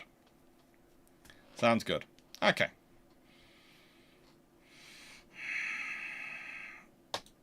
I'm hoping... I do sometimes wonder if the fact that this office seems to be very good at deadening sound from the outside, and I don't get disturbed that much unless it's very loud outside, because of the wooden walls. I wonder if it has an effect on the volume of my speaking voice as well.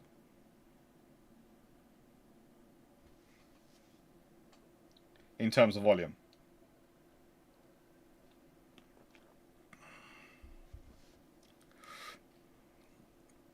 I don't know what's going on. No ads during a live. Oh, for that I'll add an ad just to make you happy, Carmen Gasberg. You know, the ads are on manual. I can add one in.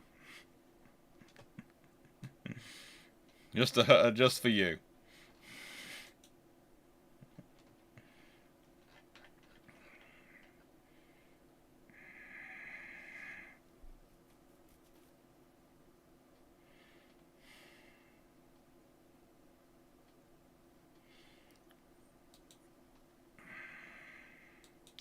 So, they get home, and some of the results are interesting. For example, one of the requirements of the cruise is to conduct a sealed ship test under controlled conditions for observation of certain phenomena. Our time with a sealed atmosphere will not approach that of Seawolf in 1958, mainly because of the expense of all that oxygen. Nor does it need to, so far as this test is concerned. But since we are a brand new ship, this is one of the things we need to accomplish, merely to develop our own techniques and limiting factors.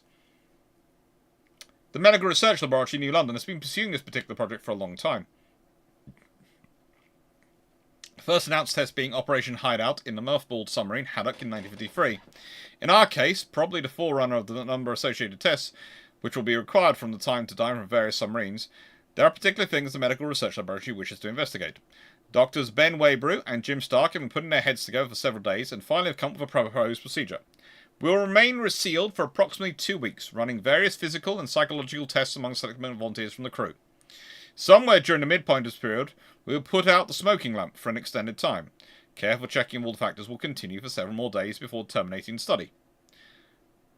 The non-smokers among our crew are lording it over the others, but there is a definite aberration amongst the heavy smokers, and I tell Dr. Waybrew the psychological reaction has already started.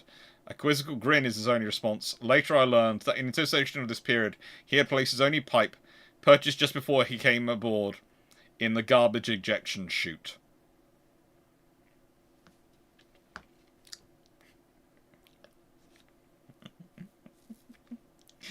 That is a good doctor. Now, let's consider these charts. There are some fun charts here. And these are some of the results they take and they get in service. And I know it's. I was looking for a clean way to put it, and well, the trouble is, every time I put these documents in and try to come up with a fancy idea for how to display them, it caused issues, and they basically kept trying to override each other. These are some of the seamounts discovered on the Atlantic Ridge.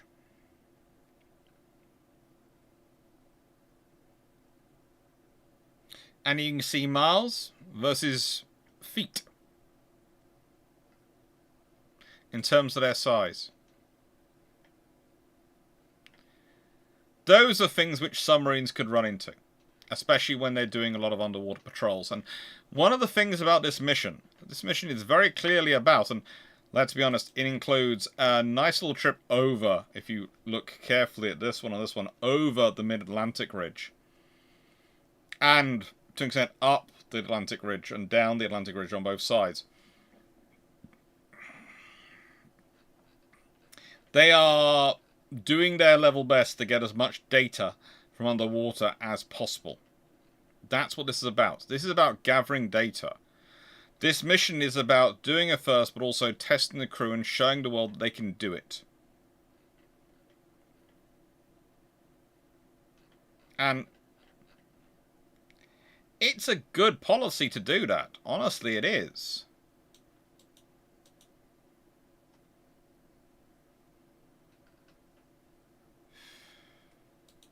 They do well. They really do well. Now, one of the things is, once they've completed their reaching St. Paul's Rocks, that's when they consider they've completed their circumnavigation, and from that point onwards, again, then they go to Cadiz, and you know they do the things they want to do on the journey.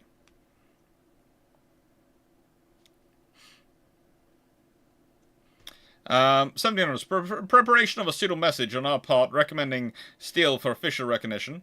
Thanking Admiral Daspit for his thoughtful message announcing a successful mission is not always so easy as the few words employed might indicate.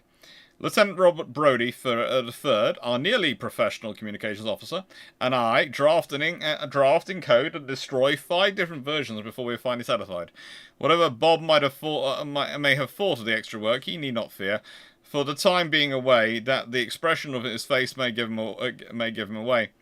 It can't possibly. He has the most villainous-looking crop of steel wool over his face I've ever seen, though through this no expression could ever reach the surface.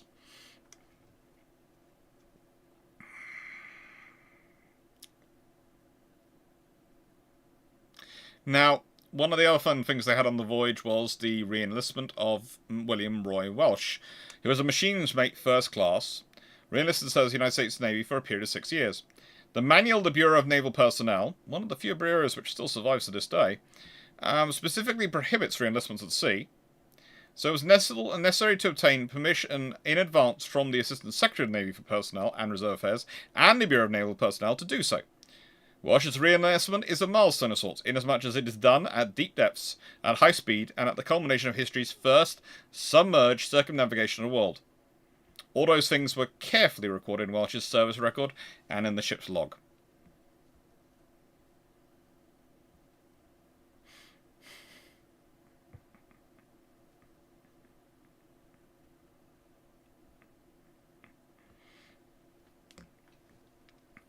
They had had a good time.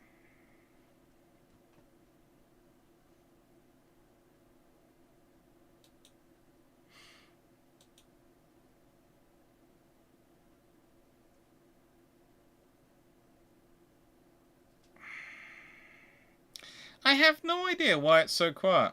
Still below normal video and stream volume though. The captain of the ship is definitely a historian.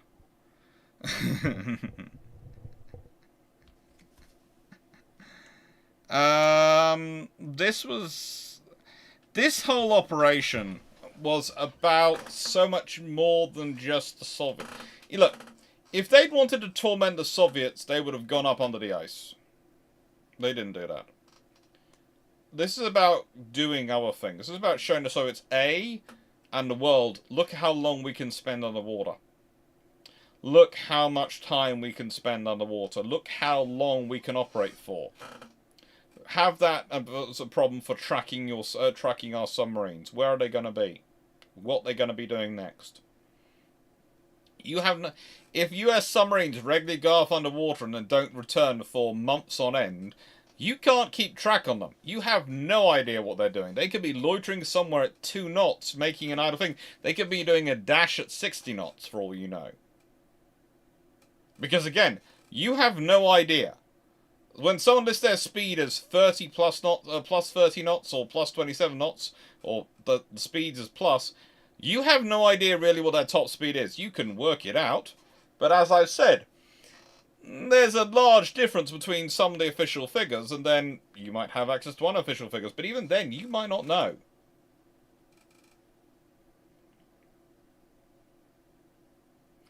Acoustics did change with all the boxes. Yeah. Boxes, all the wood around me, it is going to change things. pretty much one of the interesting things though about this operation also is that they are uncovering a lot of issues with themselves. They are uncovering a lot of issues about their own scenarios, their own things. Guam was especially, in the nicest way, imagine the phone call that went through to the commanding officer of the US forces in Guam after this report came in. Anyone want to think about that? So, yes, do you know there was a submarine going around your bases taking photos? What? Yeah, I have some very good photos which I've had flown to you of your base. Taken by submarine.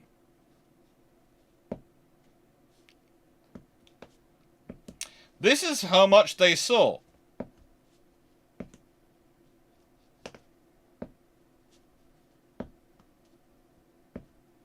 At no point was anyone challenging them or anyone spotting them. Whilst I realise we are currently at peace, there is peace and there is peace.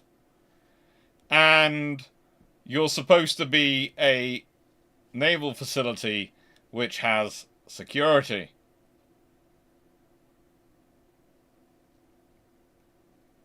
There are a few other places like that in this mission.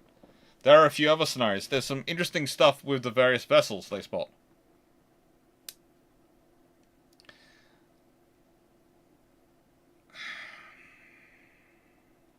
So, yeah, this is one of those missions where it allows the US to both trumpet things publicly. We've done a round-the-world recreation of the Magellan cruise underwater.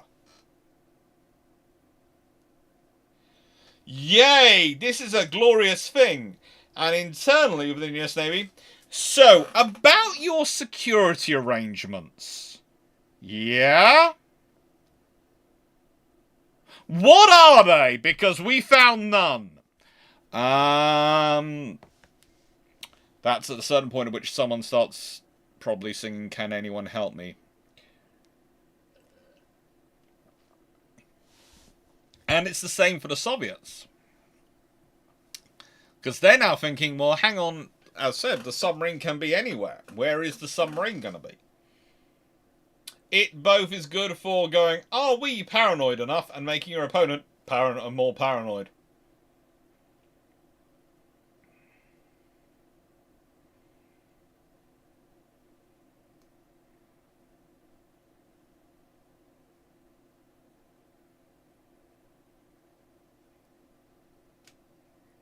There's also the stuff which comes off it in terms of operating submarines. And all the people they have aboard, and all the stuff they've done. When you're looking at quite a lot of modern US Navy submarines, a lot of modern British submarines even, there is quite a lot of stuff which we think about as submarines is included to try and help crew morale, which owes itself to this and the other voyages done to test them out. And it's not just submarines where this information starts to filter into. There's also spacecraft. Because if you think about it, actually to an extent, being aboard a spacecraft is better because you can look outside. So you do have a sense of a larger space beyond the space you are in, which has help versus a submarine. However, there are similarities going on there, and working out what kind of psychological issues you are likely to deal with is useful.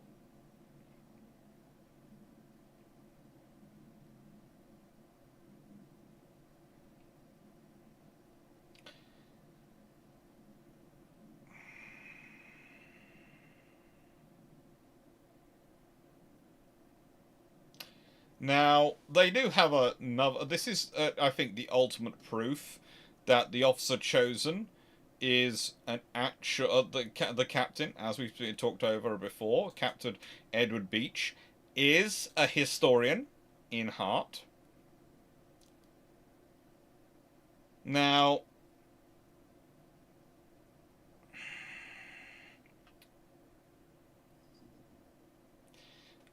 props of a sketch of the defense of Santa Cruz and shore configuration, drawn by Nelson for his campaign, is easily recognised on our chart.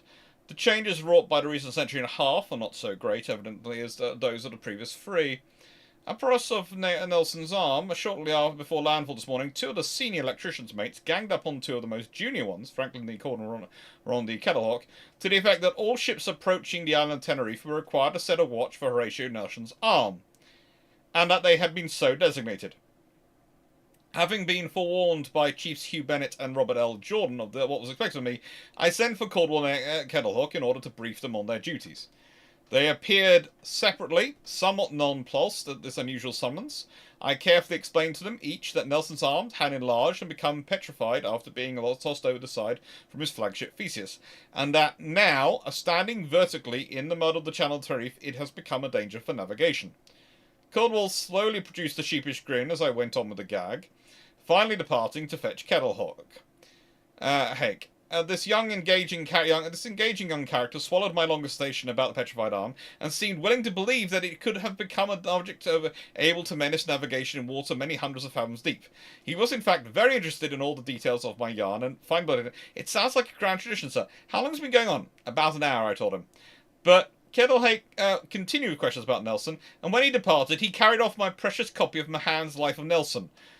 Now that the fun is over, I'm wondering just who was hazing who and whether there was a bet involved. Please note the comment there. He carried off my precious copy of Mahan's Life of Nelson. This is a historian. You've taken his book. This is worthy of logging in the official log and report of his operation. His book was taken.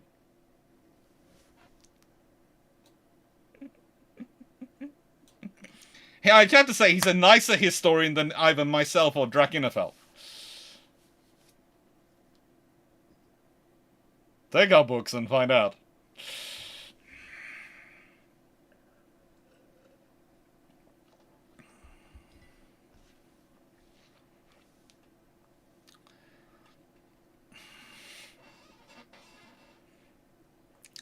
Actually, a sub can sneak around your base undetected. The trouble is, it's how long he was going undetected for. Likes to make history. Yeah, and historians.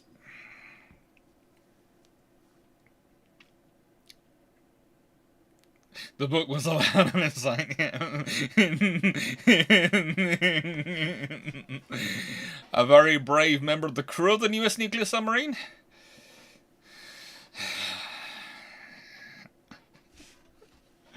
Oh no.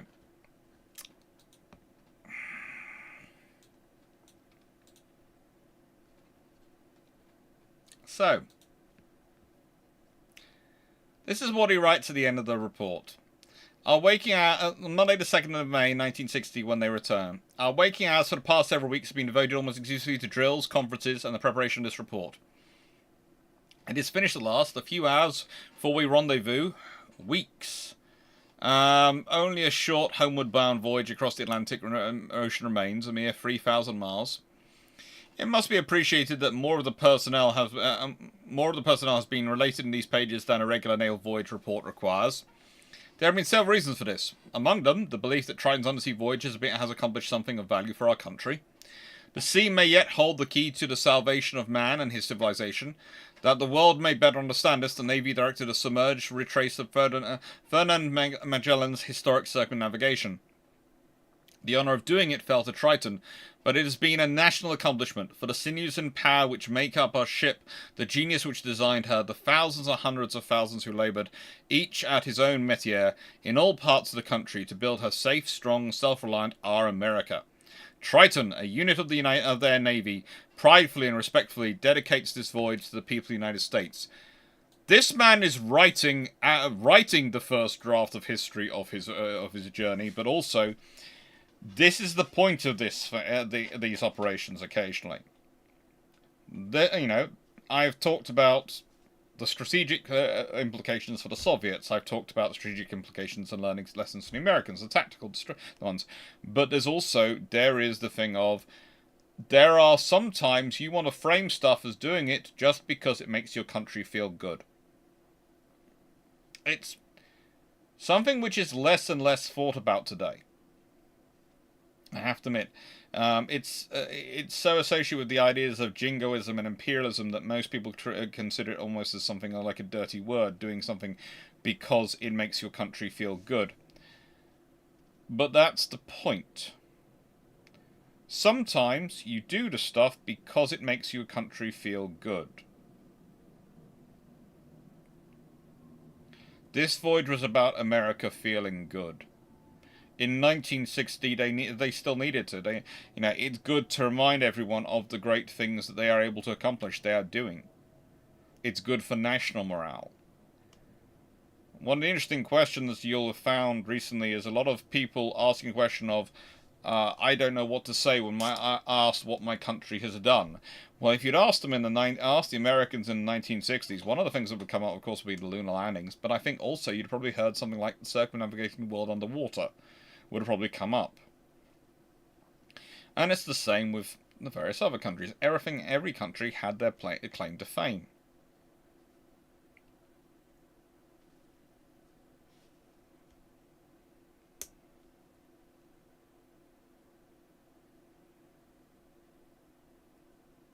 And this is one of the things when you have a historian or someone who's sort of a history bent in charge of something, they will tend to put it in its context. It makes it kind of nice. And that is something that a historian will tend to think through. Someone of a history inclination will tend to think of, hang on, what's the context of this? What's the nuance of this? There have been many missions and voyages and things done by navies over the years which have literally been done to make their countries feel good. And many of them have worked. Magellan himself, let's be honest, his own voyages are about national pride. To an extent, they're being funded by Spain for purposes which are not they're to do with Portugal. They're about Portugal. That's the issue. It's about competition between them and Portugal.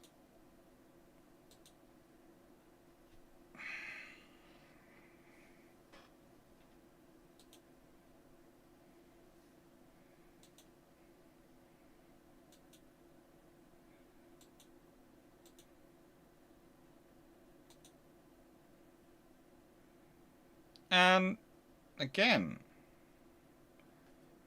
this is about doing stuff before the Soviets can do it and claim it, but also about doing stuff because you're also, to an extent, trying to move into a new world. You're trying to justify the growth of systems, the growth of technologies and capabilities.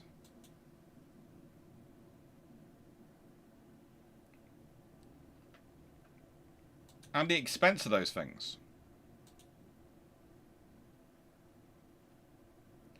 One of the issues you have with funding not only defense but science, humanities, pretty much any field of research, is justifying it to the wider public and the taxpayer. Because you do have to justify it. Often, I know we like to talk about, oh, let's shift this off to private industry, etc. Well, industry will only they will not fund cutting-edge research. The idea they will is made of some very strange assumptions. The reason I say industry won't fund cutting-edge research is because, let's put it this way, if you are a managing director of a firm, even something like, I don't know, Google, and you're going to the shareholders, well, rather than give you money in profits, I'm going to invest this in a completely unproven idea. I'm going to go completely off following the North Star. Completely out of the sort of the realm of things. And, yeah, you're just going to have to trust me. They're not going to trust you. They're not. They're about making a profit. Good example is space travel. Space travel started off as a government thing. Why? Because all the technologies need to be developed. and proven. And whilst, yes, we are now modern companies are using variations on technology to improve ones, they are using improved ones based on the thing that they can show investors there will be a return because this can be done.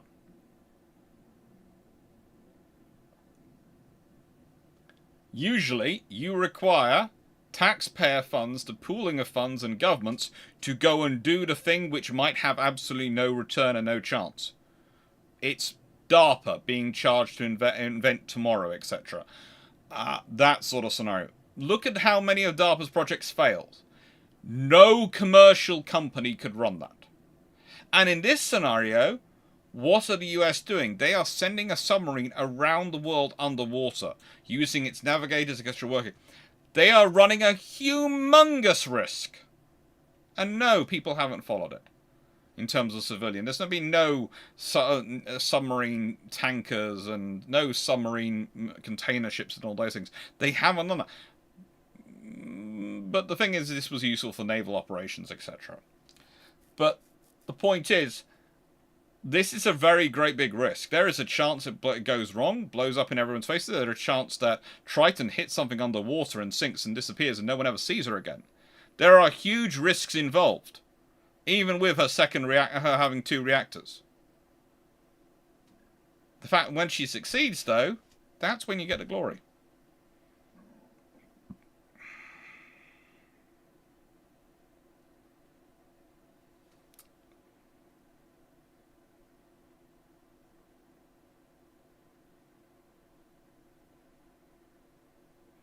Jacob, industry would rather build a ship with 5-year-old tech because the diseases have been worked out and it can run reliably for the next 20 years or so. Pretty much.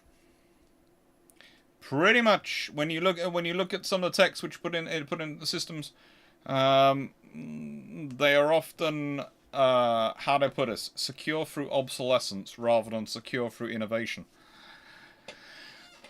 So that's what this is about, really.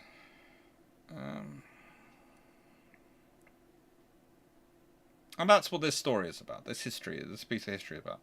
Triton is about wandering around the world. Considering the British Empire sent battlecruisers a global world tour in 19... Well, that's a huge risk.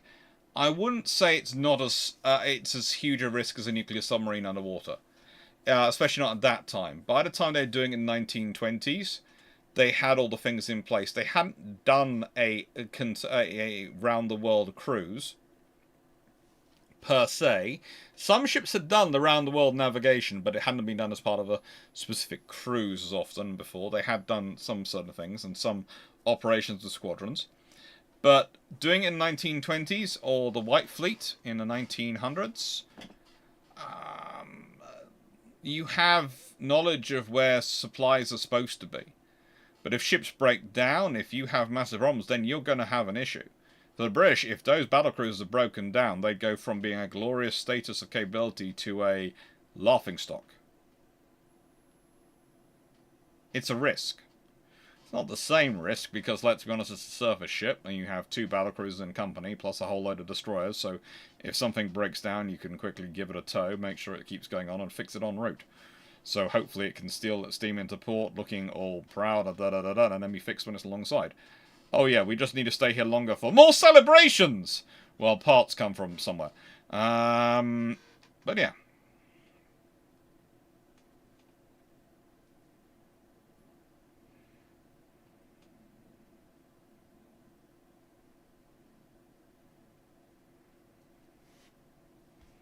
North Range. The only way to get private industry to take big risks on research is to set taxes very high and then allow research costs to be written off against taxes.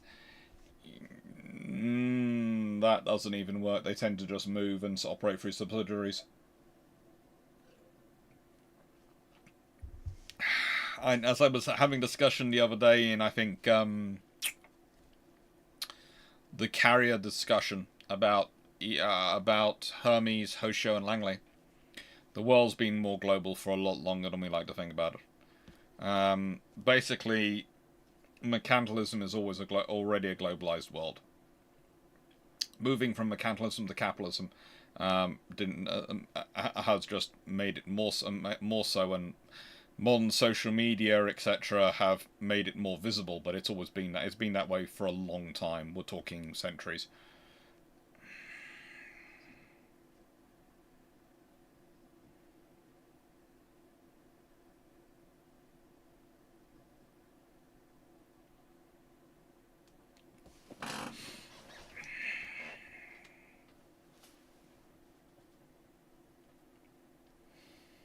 So there you go. So I'm going to say any questions, then I'm going to take a bit of a comfort break, and then I'm going to be on Discord.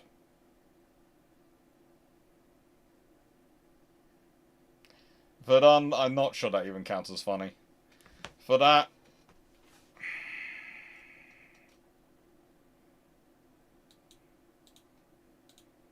there you go, that's back.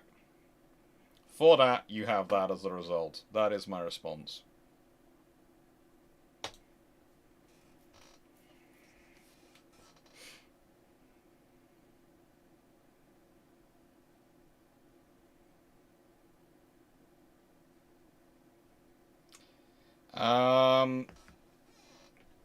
Japanese prefixes are an interesting scenario, and I would be careful jumping into them without my notes to be 100% sure, but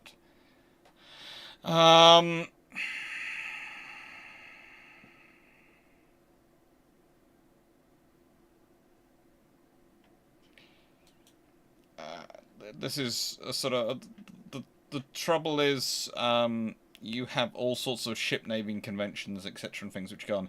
The Japanese have a very much a very interesting system, and honestly, some of those descriptions that you're using, those prefixes, are actually more due to, I would say, English writers than necessarily the Navy actually using them. The Imperial Japanese Navy, well,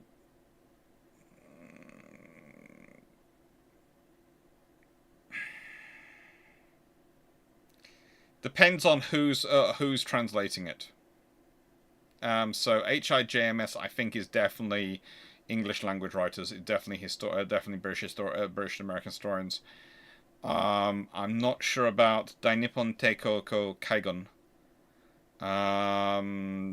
Because I think that's also a translation by an invention by historians rather than by the Japanese Navy. But I'd have to go and check my notes to be sure.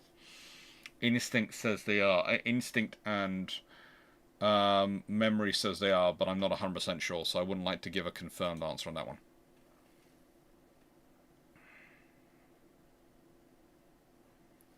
See, like, I've just turned my creator screen off.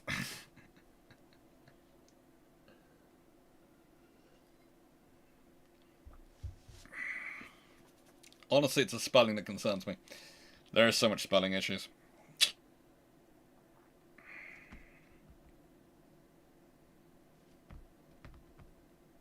So, I would, if I were you, in that scenario, I would say I don't think the Japanese Navy ever used HIJMS. I think, I don't know. For SARS, let's work that out. His Imperial Japanese Majesty's ship doesn't really sound like something the Japanese would write. Does it? And I seem to remember that one was... I'm definitely sure that one is... And I don't think they had one themselves. Any other questions?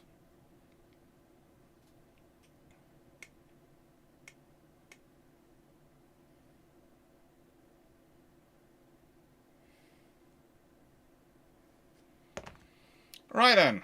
So, what have we got coming up? Next week we have the American World War II carrier naval aviation history. It's a very British Dominion prefix, yes it is. Yes. And on Saturday we have... I have it in front of me. I have a version which I'm uploaded, but I'm going to re-record it tomorrow morning. So yay! I've got to do about 3 recordings tomorrow morning. A re-record. Now, Zeros over Mediterranean is Saturday's video. Recorded video. I said re-recording that tomorrow. And key ships tomorrow. I am deciding between 3 as to which one will end up being loaded up tomorrow.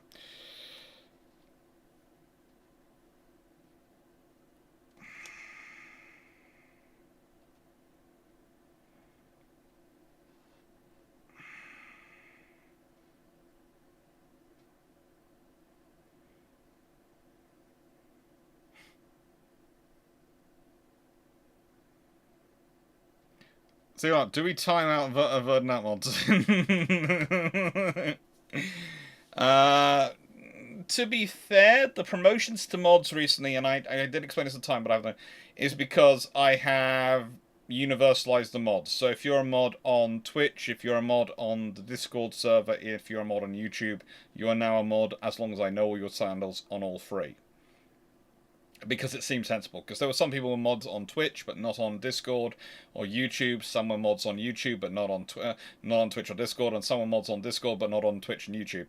And it was just getting confusing, because sometimes I'd see names and I know they're mods, but hang on, there are none of the mods for this channel here. And I just went, hang on, if I trust them to be a mod in one place, and they've done a good job in one place, why am I not trusting the mod in all the places?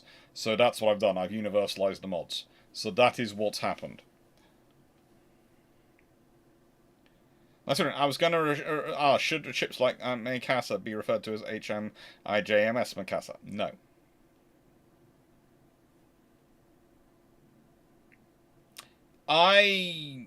How to put this? I tend to, in my writing, when I'm first mentioning a ship, if it's I will be, to make sure it's understood that it is a ship, I will tend to use one of the conventions. I'll decide which one I'm going to use for that work, and I will use that one for the work for the first time. But then after that, I drop the prefix completely. And I usually have an asterisk or a footnote next to it the first time I use it in a document, going, I realise this is not actually historically accurate, that this prefix is not used, but I'm using it because so that everyone reading it can follow which is ships and which is people when I'm using the names from another language. Mainly because I once had the complaint from a lecturer who was reading through my work that they couldn't work out which was a ship and which was a person.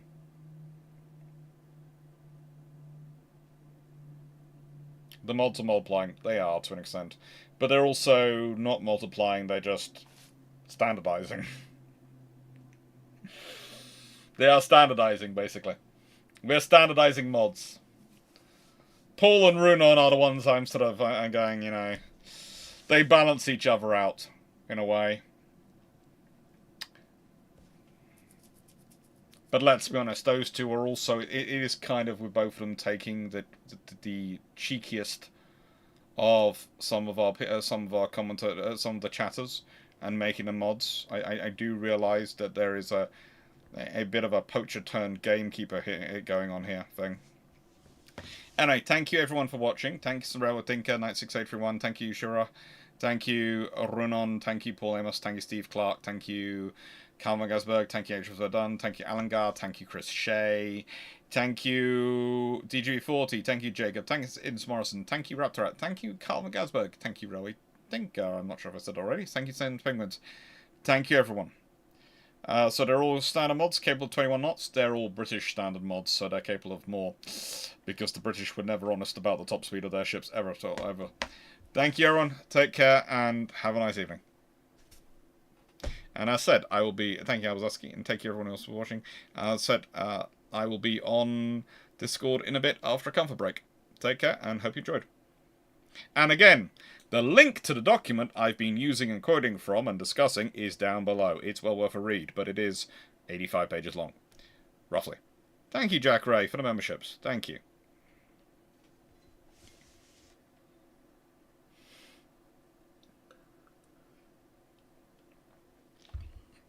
Thank you, everyone. Take care and have fun.